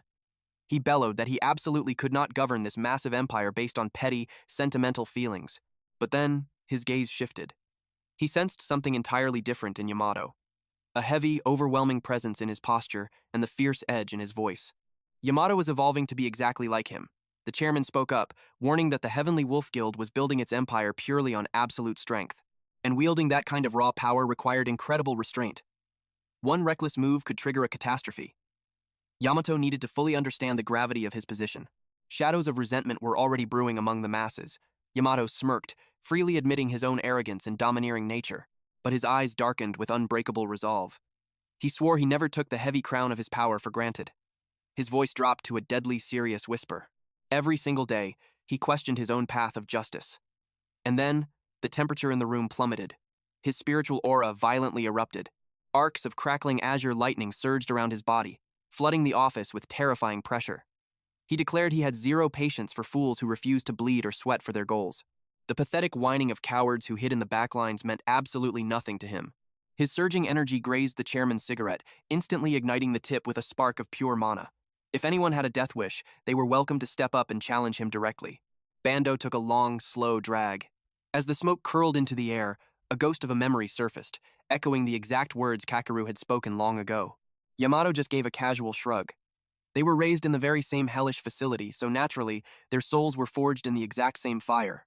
Bando's mind plunged deep into the past. He vividly remembered delivering a crushing blow to young Kekeru's face. He had roared that the battlefield was a graveyard for children and their naive fantasies. The sheer physical force sent Kekeru crashing to his knees, but Bando kept barking harsh truths, playing the role of a strict father trying to beat survival instincts into a defiant son. Yet, Kakeru simply glared right back, his spirit completely unbroken. He vowed to awaken as a player no matter the cost, demanding Bando shut up and take him to the front lines. Before the explosive tension could escalate into violence, a commanding presence stepped smoothly between them. It was Kichiro. He shielded the fierce young boy, recognizing his burning determination. Gently offering his hand, he asked if Kakeru had the strength to stand back up. With a warm smile, he introduced himself as Suzuki Kichiro and asked for the fierce kid's name. Kakeru froze in awe. This man carried an energy entirely opposite to Bando's heavy wrath. His aura was a tranquil breeze, radiant and undeniably safe. Kakeru grasped that extended hand, and in that single heartbeat, his entire destiny was rewritten. Flashing back to the dark catacombs, Kakeru softly revealed the hidden truth. He, Yamato, Usui, and Tama had all survived the harsh reality of the exact same rundown orphanage. Survival meant constantly fighting off starvation and crushing poverty. As the eldest brother, the heavy weight of their lives rested entirely on his small shoulders. He had to risk everything to protect them. And the savior, who reached into the abyss and pulled him out, back then, was none other than Soda's father. Hearing this revelation brought a brilliant, proud smile to Soda's face. An invisible thread of fate suddenly linked him to his legendary captain, woven by his late father's kindness. He opened his mouth to ask for more tales, but suddenly, a blinding white light erupted from the shadows. Ice ran through everyone's veins. The very fabric of space tore open before their eyes. A dimensional gate was manifesting right inside the heart of the catacomb. A portal within a dungeon? Was such a terrifying glitch in reality even possible? This defied every known law of the awakening system. Confusion and absolute terror paralyzed the squad. Karen and Soda stood frozen like statues, their minds struggling to process the impossible anomaly. Panicking, Soda whipped his head toward his captain, desperately praying for an order, a strategy, anything to pierce the suffocating dread. But Kakeru was dead silent, his intense gaze locked onto the swirling vortex. His expression had morphed into a mask of grim, haunting familiarity. That hollow stare told a terrifying story. This wasn't his first time staring into this specific abyss. A dark, buried memory aggressively clawed its way to the surface. The very first time he stood before a double-layered anomaly. Back then, he had been standing shoulder to shoulder with Kichiro. Neither had a clue what apocalyptic horror waited beyond the threshold. Whether it hit a monstrous queen or an unspeakable calamity, they forged a pact to face it head-on anyway. They charged in without a single shred of hesitation, and it quickly became an absolute massacre. The next fragmented memory burned into Keikaru's soul was Kichiro's shattered body, drowning in a pool of his own blood, desperately clinging to a fading pulse. That gruesome image was a permanent scar on his psyche, the sight of his greatest mentor, horribly mutilated yet struggling to rise. Suddenly, Karen's trembling voice shattered the horrific flashback. But Kakeru's decision was already carved in stone. He commanded them to fall back and summon maximum reinforcements immediately. He would plunge into the unknown abyss completely alone. The order hit Karen and Soda like a devastating physical blow. Their invincible captain, the man who defied death itself, was actually calling for backup. That undeniable fact alone screamed how catastrophic this threat truly was. Kakeru's voice remained incredibly calm, but it carried the chilling weight of an impending disaster. This was an unprecedented anomaly. A standard raid strategy was pure suicide here. They needed an entire army of awakened players at their backs. But Karen defiantly stepped into his path, boldly blocking the vortex. Her voice quivered with raw emotion, but her fierce gaze never wavered. She fiercely reminded him that she was the vice-captain of the elite first squad. There was no universe where she would turn her back and flee. The six of them stood their ground, forming an unbreakable wall before the swirling chaos. Karen swore she was no longer a weak child needing shelter. She was a warrior forged in blood, demanding her right to cross blades by his side, not watch helplessly from the safety of the sidelines. Kakeru slowly shifted his intense gaze to Soda. Swallowing his paralyzing fear, Soda gripped his weapon and declared his absolute resolve to dive in too. Kakeru's jaw clenched with painful memories. He instantly shot the boy down. He absolutely refused to let Soda inherit the tragic nightmare that had completely broken him. Soda was baffled by the harsh rejection. That was when Nishida and his bruised squad bravely stepped into the tension. Nishida offered his own team to be the desperate messengers for the guild. Swallowing his pride, he openly confessed that his squad was simply too weak to survive a deadly anomaly like this.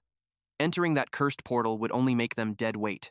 But as he looked at Karen and Soda, his eyes filled with absolute, unwavering respect. Because those two possessed a terrifying strength that truly belonged on the brutal front lines. He spoke with the wisdom of a true leader. Protecting those beneath you is a captain's duty, but trusting them with their lives is how true strength is forged. The captain fell silent, letting the heavy words sink in.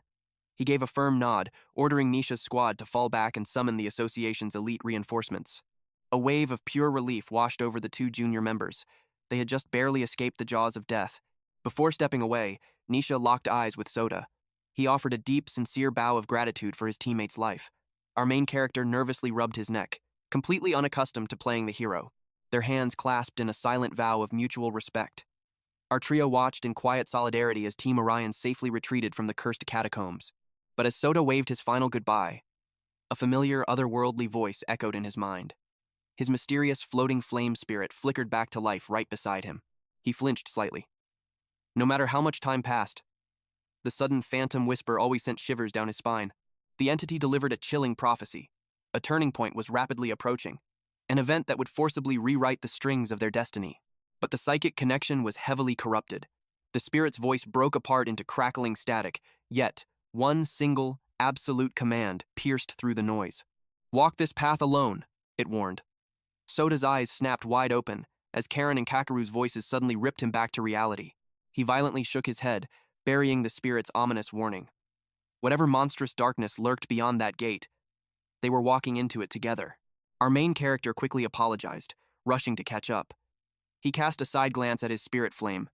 "Don't worry," he thought. "I don't need to do this by myself." He had seasoned veterans guarding his back. As Soda sprinted toward the gaping abyss of the gate, a final, desperate whisper haunted his mind. No matter what twisted truth lay sleeping in the darkness, one single mistake would cost him everything.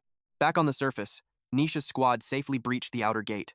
They instantly began formulating a plan to signal the Hunters Association. But the words died in their throats, without a single warning. Invisible phantom blades violently shredded through their flesh. No sound of clashing steel, no burst of enemy aura, just horrific, gaping wounds erupting across their bodies out of thin air. Crimson painted the earth as the two junior members collapsed, like broken puppets. Nisha froze in absolute horror. His brain couldn't even process the speed of the massacre. A lone figure materialized from the shadows behind them. His voice was ice cold, commanding them to step away from the gate. The aura leaking from this stranger was completely unnatural. It was heavy, suffocating, and dripping with demonic malice. Blazing fury instantly swallowed Nisha's fear as he roared at the assassin. The sinister bastard merely smiled. "A dead man doesn't need a name," he mocked. "You are nothing but fertilizer for the soil." That level of disrespect pushed Nisha over the edge. He violently ignited his alter ego skill, ready to risk his life. But deep down, in his soul, his survival instincts were screaming. This monster was standing on an entirely different realm of power, an area of effect skill that fired invisible blades that should require massive casting time. He refused to let the enemy strike twice. Emerald aura exploded from his fists as he launched forward, wildly weaving to close the gap in a heartbeat. But the dark stranger didn't even twitch. Nisha's desperate charge was doomed from the start. A storm of invisible slashes mercilessly butchered him from every blind spot. He didn't even have the chance to throw a single punch before unimaginable agony shattered his nervous system. A fountain of blood erupted into the air, mirroring his fallen comrades. The enemy's hands were still resting at his sides. That was the true terror of this absolute gap in strength. Nisha crashed hard onto his bleeding knees, staring up in total despair. Monster. No other word in the human language could describe this being. The mysterious killer casually nudged their mangled bodies back toward the catacombs. He tossed them aside like broken toys, treating their dying forms as nothing more than sacrificial offerings. Nisha laid there paralyzed, drowning in an ocean of regret. He had utterly failed his duty as a captain. The shadow loomed over them, his tone terrifyingly indifferent. "Excellent nourishment for the roots," he whispered. As their bleeding bodies went completely still on the cold stone, the murderer simply turned his back and vanished into the darkness. Meanwhile, Soda's group stepped through the inner gate, greeted by an unnatural void. This wasn't just an absence of noise. It was a suffocating pressure crushing their lungs. Zero enemies, zero movement, nothing but the echoing rhythm of their own boots. Karen's combat instincts immediately flared up. She warned the group. The absolute silence was a giant red flag. Kekeru narrowed his eyes in complete agreement. One wrong step in here could mean instant death. He stepped forward to scout the perimeter, meticulously sweeping the shadows. He ordered them to keep their aura blazing and their eyes peeled. But even with his reassurance, a chilling sense of dread continued to claw at Karen's heart. The atmosphere was dripping with sinister energy. It felt like 1,000 unseen eyes were burning holes into her back. She barked Soda's name, noticing his gaze drifting into the void. Our main character didn't even try to hide it. He quietly confessed that his mind was completely somewhere else. Karen furrowed her brows in deep confusion. They were standing in an entirely empty stone hall. What in the world could possibly be capturing his attention? Soda paused, a heavy breath escaping his lips. The truth was, he wasn't looking at empty space. He had already activated his mystic flaming eyes. And the spiritual reality was absolutely terrifying. Souls. A boundless ocean of restless spirits was aimlessly wandering through the dead catacombs. When those chilling words left his mouth, Karen froze stiff. They weren't alone. They had been swimming in a sea of ghosts this entire time. Soda mentally shrugged, unsure if spectral fragments and vengeful ghosts were the exact same species. But in a hellish dungeon like this, the difference didn't matter. Karen's voice trembled as she asked if he had ever witnessed such a phenomenon. Soda gave a grim nod. He had seen lingering spirits back at the academy before, but the scale was completely incomparable. He had never stared down an entire army of the dead. He explained that lingering spirits usually retained their human forms. They were simply transparent echoes of regular people, much like the fleeting vision of his late father. But this time, the sheer volume of phantoms was absolutely suffocating. Soda could not help but wonder if this phenomenon carried a darker meaning. Suddenly, he felt a chilling gaze. A solitary spirit was staring right through them. Acting purely on instinct, Soda casually threw out a greeting. Karen flinched, completely caught off guard. She assumed the main character was just muttering to her. Our main character quickly clarified that his words were meant for the wandering spirit. The phantom recoiled in absolute shock. A living, breathing human had actually perceived his existence. Panicking, the ghostly figure bowed frantically, apologizing for the unexpected scare. With a trembling voice, he introduced his lingering essence as Utsugi. As his panic subsided, the hazy distortion around him began to solidify, revealing the tragic visage of a young man. Utsugi confessed that he had been trailing them ever since he overheard Soda clashing with his captain. Soda paused, digging through his recent memories to pinpoint the exact confrontation. Then it clicked. The moment his superior tried to shield them from the looming slaughter, a vivid flashback surged forward. Captain Kakeru had ordered them to fall back and summon reinforcements while he faced the abyss entirely alone. A bitter smile crossed Utsugi's translucent face. He revealed that a chillingly similar fate had once befallen his own party. Deep within the cursed catacombs, they had triggered a catastrophic death trap. In a desperate bid for survival, his comrades commanded him to flee and secure help, and so, the tragic choice to divide their forces was made. He sprinted through the shadows alone, leaving his brothers in arms to hold the line. But the reinforcements were fatally delayed. By the time they returned, his entire squad had been wiped from existence. Even if his presence would have dragged them down, his soul screamed with the wish that he had stayed to fight. The agonizing weight of that memory caused his spectral form to shudder in absolute despair. The guilt of abandoning his family consumed him. If only he had possessed a fraction of Soda's burning courage, perhaps the hands of fate could have been altered. As the heartbroken spirit poured out his tragic past, Soda acted as a bridge, relaying every sorrowful word to his female companion so she could grasp the gravity of the situation.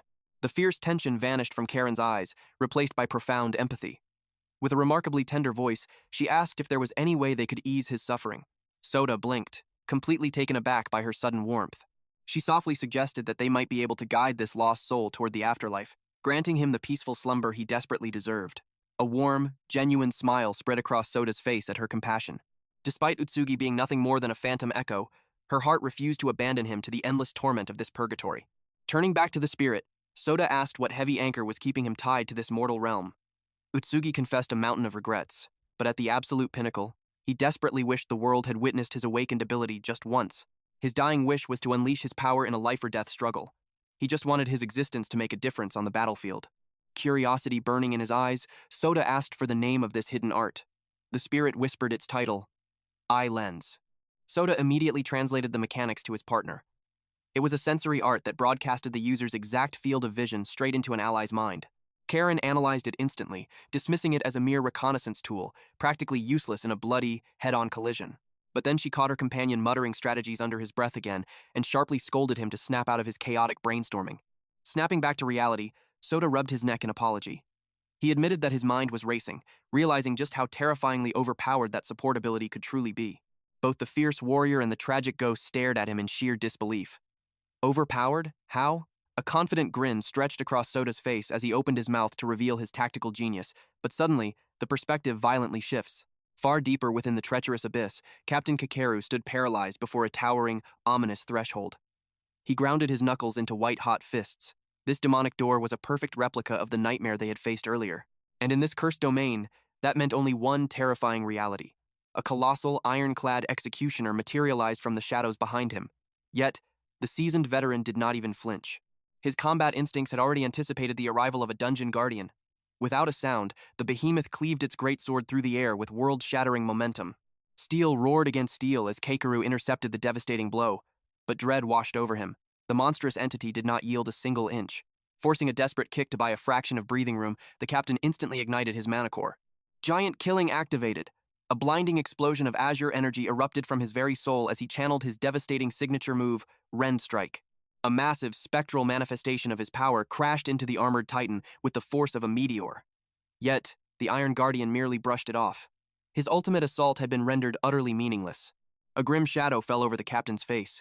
The defensive stats on this monstrosity eclipsed every single heavy infantry unit they had previously slaughtered. Refusing to surrender, he unleashed a relentless hurricane of strikes. He targeted blind spots, joints, and vital angles, but every blade bounced off the impenetrable armor like a fragile toy. His battle-hardened mind calculated the grim truth. Only his ultimate trump card, Conquering Fist, could obliterate this obstacle. But that devastating technique required a terrifyingly long casting time, a luxury this monster would never grant him. Suddenly, a familiar voice cut through the chaos. Karen and Soda materialized on the battlefield. Their expressions were hardened like tempered steel, radiating pure combat readiness. Stepping onto the front line, Soda confidently declared that the rookie vanguard was officially tagging in. The veteran commander fiercely rejected the idea. The power scaling of this boss was entirely out of their league. He barked a desperate command, ordering them to play defensive support and stall for his ultimate cast. But the young warrior refused to retreat a single step. With a steady gaze, he swore to his captain that they would not fall. He demanded the veteran trust him and Karen to orchestrate this execution. Side by side, the dynamic duo locked eyes with the towering executioner. The suffocating pressure radiating from the beast was undeniably monstrous, yet not a drop of fear poisoned their resolve. It was time to prove their absolute worth as awakened hunters. Their objective was brutally simple: annihilate the dungeon boss in exactly 1 minute. However, their battle-hardened superior viewed this as absolute suicide. He screamed that such a feat defied logic. This demonic vanguard dwarfed the strength of the previous floor boss. Just hours ago, these rookies were overwhelmed and required his devastating intervention simply to survive lesser mobs. So, by what miracle did they expect to conquer an apex predator sitting on an entirely different tier of the power hierarchy? The colossal knight hoisted its greatsword, shifting into a terrifyingly flawless offensive stance, preparing to sever them in half. Amidst the crushing tension, Soda spoke with heavy sincerity. He acknowledged that their captain had always been the ultimate shield, bleeding on the front lines to secure their safety.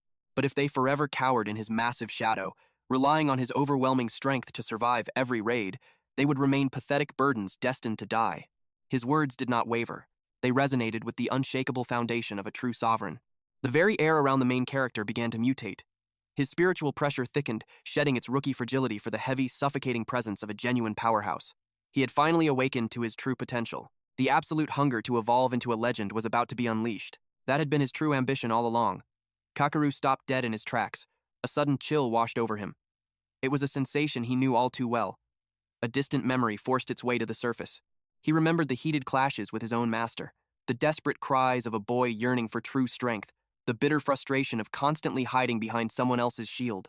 With a reluctant sigh, Karin stepped forward to stand by Soda's side. Their eyes shared a mutual resolve. This was a battle they had to face on their own terms. It was no longer about seeking their captain's approval. They needed to shatter their own limits. They had to prove their absolute worth. Bowing their heads, the duo pleaded for the chance to strike. The fierce determination in their eyes caught Kakeru completely off guard. He closed his eyes, finally yielding to their fiery resolve. He agreed to step back, warning them of the deadly consequences. But before the words could fully leave his lips, his bright-eyed juniors cut him off with a chorus of overwhelming gratitude. Left standing in the dust, Kakeru could only blink in stunned silence. A storm of unfamiliar emotions swirled fiercely within his chest. Karen's voice pierced the air, signaling the assault. Like an arrow unleashed, Soda surged forward, a blazing inferno erupting around his very soul. Watching their fearless charge, a proud, brotherly smile crept onto Kakeru's face. Yet, that warm expression quickly withered away. Seeing Soda's magnificent growth filled him with warmth, but a heavy chain of guilt wrapped around his heart. He felt utterly unworthy of this joy. The pride of watching a successor bloom into a warrior. That was the exact privilege he had violently ripped away from his own master, Kiro. Returning to the blood-stained arena, the atmosphere grew suffocatingly dense. The entire world seemed to hold its breath, anticipating the impending slaughter. Karen gracefully descended, slamming her palm against the shattered earth. A brilliant, rose-colored aura violently pulsed from her fingertips, fracturing the battlefield with sprawling veins of magical light. The terrain violently quaked in submission. Colossal pillars of jagged stone tore through the earth's crust, answering the undeniable command of their master. Soda's instincts kicked in without a single fraction of doubt. The exact second the stone foundation settled, he propelled himself forward, launching his body onto the soaring boulders. He navigated the chaotic airspace like a phantom. Using the floating debris as his personal staircase, he violently pushed off each surface, rocketing higher into the heavens with terrifying velocity. In the night's blind spot, the earth contorted once more. A monstrous fist forged from pure bedrock materialized, its stone fingers clenching tight before unleashing a devastating, mountain-shattering swing. The colossal strike mercilessly crushed into the enemy's spine. A deafening shockwave erupted, violently echoing across the desolated wasteland. The sheer kinetic force launched the heavily armored beast into the air. Completely stripped of its balance, it hurtled directly into Soda's deadly crosshairs. A blinding inferno coiled around Soda's arm as he drew his fist back. The crimson flames roared with an unprecedented, terrifying intensity. The very instant his prey entered the kill zone, Soda unleashed his wrath. He brought his burning fist crashing down with the explosive force of a dying star. The monstrous impact violently buried the knight into the bedrock. A spiderweb of massive craters pulverized the arena floor. From his quiet vantage point, Kakeru observed a brutal symphony. Their synergy was absolutely flawless, a deadly dance of perfection. There was zero hesitation, zero conflict in their rhythm. Yet, his veteran eyes caught a glaring flaw. Their raw destructive power was formidable, but it severely lacked the absolute lethality needed to claim a life. Like a nightmare refusing to die, the metal beast crawled from the rubble. Its cursed armor was scorched and fractured, but its horrific presence remained unbroken. Karen's instincts flared instantly. She ruthlessly slammed her palms back into the dirt. Serpentine pillars of solid rock immediately coiled around the monster's legs, binding it like unbreakable earthen chains. The stony prison clamped down with merciless pressure, completely paralyzing the Titan's mobility. She screamed her partner's name, her voice echoing with unshakable faith. The abomination barely raised its head. In the blink of an eye, Soda materialized in its face like an absolute god of fire, his aura erupting into a raging tempest. Simultaneously, Karen conjured twin monoliths of destruction right behind their prey. A flawless pincer formation. Trapped and helpless, the beast could do nothing but await its brutal execution. Soda unleashed a relentless barrage of fiery devastation from the vanguard, melting the dark armor with every explosive strike. Meanwhile, Karen's colossal stone fists mercilessly pulverized the creature's spine from the rear. But the demonic knight unleashed a blood-curdling roar. With a terrifying surge of monstrous strength, it violently shattered the earthen bindings holding its legs captive. Shrapnel of jagged earth exploded into the air like a deadly storm as the titan firmly planted its feet back onto the battlefield. Refusing to waste a single breath, the behemoth hoisted its massive greatsword. It unleashed a devastating, crescent-shaped arc of death aimed directly at Soda's neck. But just milliseconds before the cursed steel could taste his blood, an impenetrable fortress of solid bedrock violently erupted from the ground. Karen's god-tier reflexes had saved his life, manifesting a barrier capable of withstanding absolute destruction. Soda bounded backwards into the safety zone, his lungs burning but his eyes radiating pure focus. Kakeru analyzed every micro-movement from the shadows. Their synchronization was beyond elite. It was bordering on divine mastery. Not a single trace of panic, just cold, calculating precision amidst the chaos. The pieces of the puzzle clicked perfectly in Soda's mind. This towering abomination was recycling the exact same attack patterns as the lower-tier grunts they had butchered before. Mid-combat, the fiery resolve in Soda's gaze flared with absolute brilliance. Peering through his own raging inferno, he relentlessly dissected the enemy's every twitch. He decoded the fatal rhythm of its footwork, the subtle shift in gravity before a strike, the mechanical way its dark metal dispersed shockwaves. And then, the absolute truth revealed itself. Buried deep beneath impenetrable layers of cursed steel, a singular, fragile vulnerability existed within the creature's very soul. A phantom light pulsed faintly near its chest cavity, right where a mortal's heart should beat. But the moment his killing intent locked on, the spectral core rapidly drifted away. The core was alive. It was actively evading destruction. Sota gritted his teeth, warning his partner that their final strike demanded absolute, lethal precision. Out of absolutely nowhere, a razor-sharp stalagmite violently impaled the heavens. The jagged spear tore right through the beast's blind spot, brutalizing its armored shoulder. The cataclysmic force completely severed the monstrosity's arm. The severed limb crashed against the scorched earth with a deafening metallic screech. A smirk crossed Karen's face as she proudly credited Soda's divine observation skills. The Earthen Queen stood proudly amidst the wreckage. Her palm remained firmly planted against the trembling earth, her magical dominion absolute. She looked completely serene, not a single bead of sweat. Thanks to Utsugi's eyeland skill, she shared Soda's exact line of sight. The enemy's fatal weak spot was finally exposed to her. Soda stood his ground, his blazing aura roaring around him like an inferno, waiting for the perfect strike. Karin made her move. Tapping the earth, shattered debris and sand levitated into the air. She called herself a modest maiden. The glorious spotlight, she teased, belonged entirely to the hero. Like a violent sandstorm, the dust engulfed the enemy, stripping away its vision and crushing its balance. The armored knight swung blindly, desperately cleaving through the chaotic dust cloud. And through that very chaos, Soda launched his assault. His fiery aura surged to the absolute limit, wrapping his entire body in blazing crimson armor. Closing the distance, he unleashed a thunderous battle cry. Spirit roar! He thrust his flaming fist forward with world-shattering force. The fiery strike obliterated the armor, piercing directly through the monster's core. For a split second, dead silence fell. Then, volcanic flames erupted from within. Searing cracks spider-webbed across the knight's body as hellfire consumed it from the inside out. The once mighty beast staggered, its armor completely breaking apart. The dust finally settled, revealing the colossal enemy collapsed in the dirt. Scorched to ashes, completely annihilated. The entire clash had barely taken 60 seconds, but the sheer intensity made it feel like an eternity. Watching from the sidelines, Utsugi was absolutely paralyzed by the flawless execution. Soda turned back to him, gasping for breath but wearing a triumphant grin. You really did it, he praised. He extended a flaming fist for a bump, acknowledging that without Utsugi's divine support, victory would have been impossible. Tears welled up in Utsugi's eyes. Stepping forward, he met the fist bump. For the very first time in his existence, his hidden power had changed the tides of destiny. Suddenly, a familiar chime echoed. A translucent blue system window materialized, casting a brilliant glow in the dark ruins. Utsugi Nomi's regret has been completely resolved. Clear condition achieved. The skill must be proven in the heat of battle. Then, a golden notification flashed. Skill inherited. The Eyeland effect grants the wielder absolute shared vision with allies. Utsugi let out a gentle chuckle, his soul visibly lighter than before. He bowed his head to Soda first, admitting that shattering the chains of his past regret was only possible through his immense strength. Turning to Captain Kakeru and Karin, he offered his deepest gratitude to them as well. But as the inherited skill fully awakened, a miraculous phenomenon occurred. He was no longer a transparent phantom.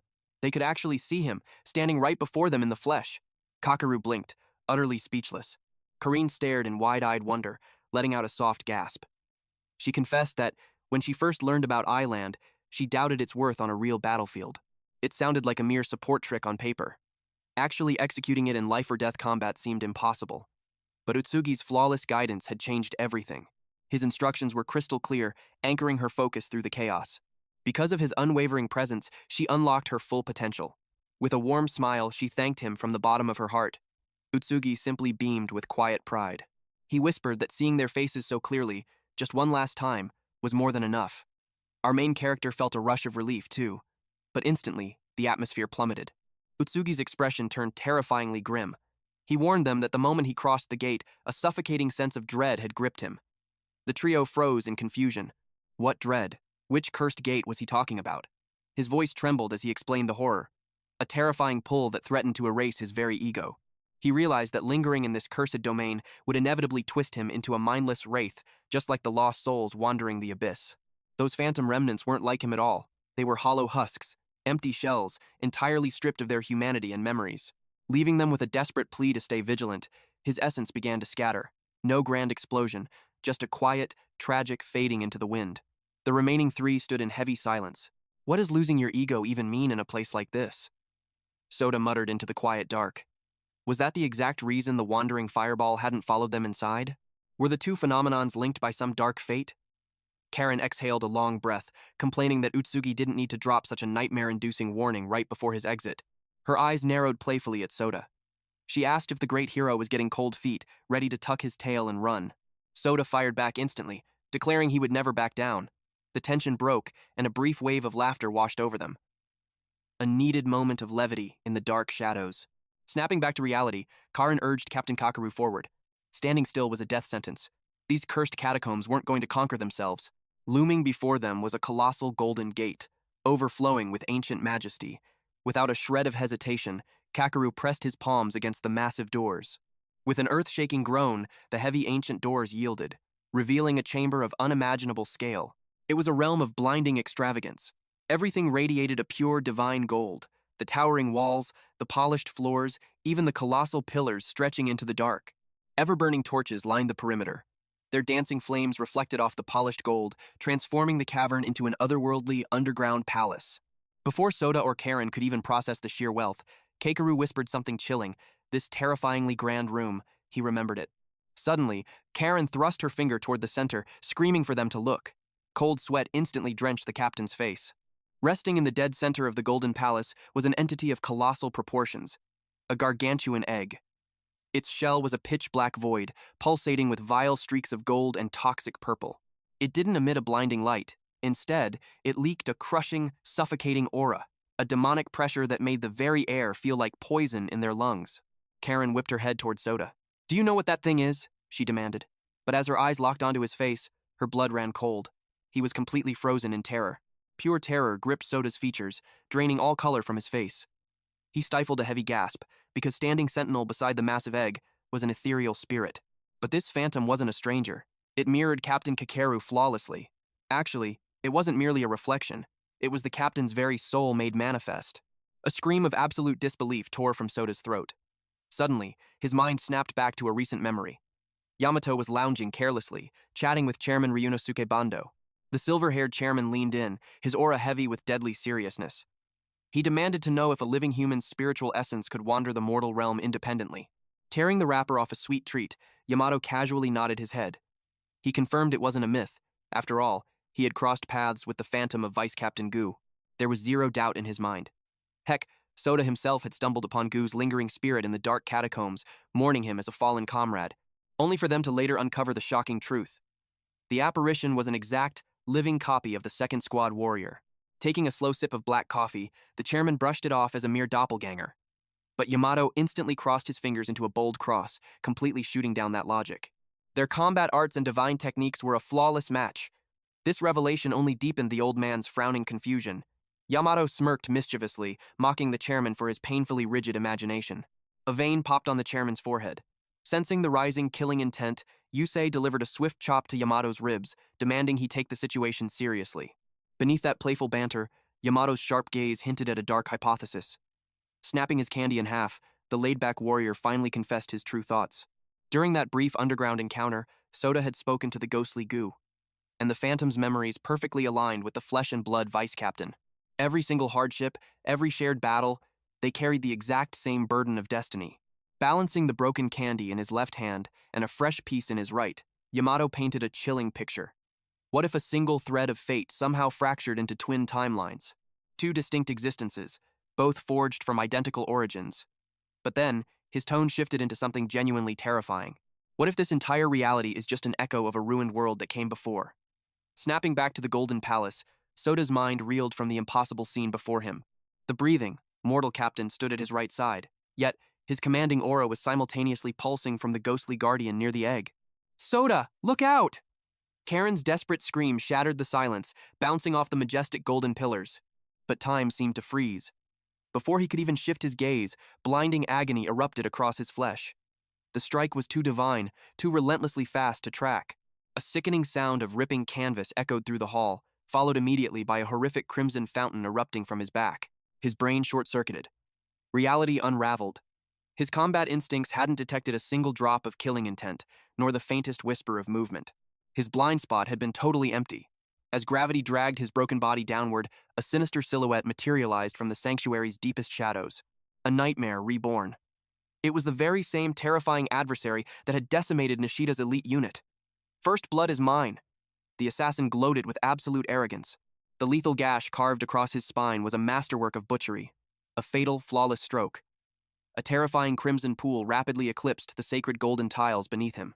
A few yards away, the spectral phantom of Captain Keikaru remained frozen beside the colossal shell. No overwhelming battle aura ignited, no blade was drawn. It simply acted as a silent, unmoving spectator to the massacre.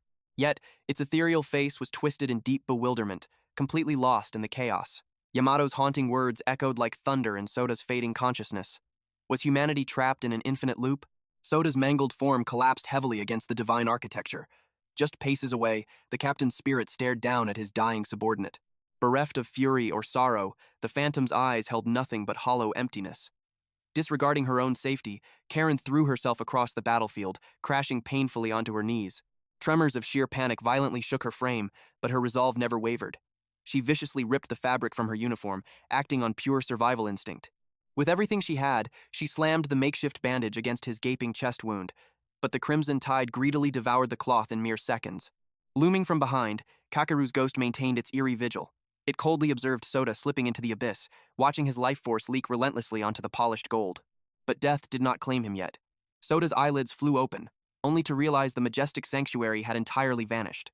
The agonizing fire tearing through his spine was gone. He floated in an endless, void-like dimension. Patting his chest in disbelief, he found zero traces of the fatal strike. A whirlwind of absolute bewilderment washed over his features. Where the hell was this domain? But before he could panic, an overwhelming presence materialized dead ahead. Standing tall in the emptiness was Captain Kakeru, or rather, a flawless reflection of the strongest man he knew. The identical rugged jawline, the same mountain-like pressure. But one glaring anomaly shattered the illusion. A dark patch concealed his left eye. Every single combat instinct screamed danger. Soda instantly shifted into a defensive stance. His warrior intuition refused to fall for this mind trick. Was this an illusionist demon playing cruel games? However, the enigmatic figure effortlessly read his thoughts, shooting down his suspicions with unnerving calm. The man declared with absolute authority that he was the genuine Amami Kakeru, just not the commander of this timeline. He hailed from the previous existence, throwing Soda's brain into total overdrive. The previous existence? Refusing to be swayed by mere words, Soda forcefully ignited his divine flaming eyes technique, peering deeply into the stranger's very spiritual core. The overwhelming truth hit him like a physical blow. His core trembled. No deception, no dark magic. The soul radiating before him belonged to none other than Captain Kakeru. The battle-scarred veteran revealed a heaven-defying secret. The flow of reality had forcibly rewound itself. He was a survivor of a doomed timeline, a relic from before the cosmic reset. Soda's rational mind completely shattered. Such divine intervention defied all logic. A temporal loop? When did the gears of destiny turn backward? Who possessed the power to reverse fate itself? The questions threatened to drown him. But breaking the tense silence, the one-eyed phantom smiled softly. "You have grown remarkably strong," he whispered with deep pride. In the previous timeline, Suda was nothing more than a tag-along, a mere bag boy struggling to keep pace with the real warriors. Sure, the seeds of potential were always there.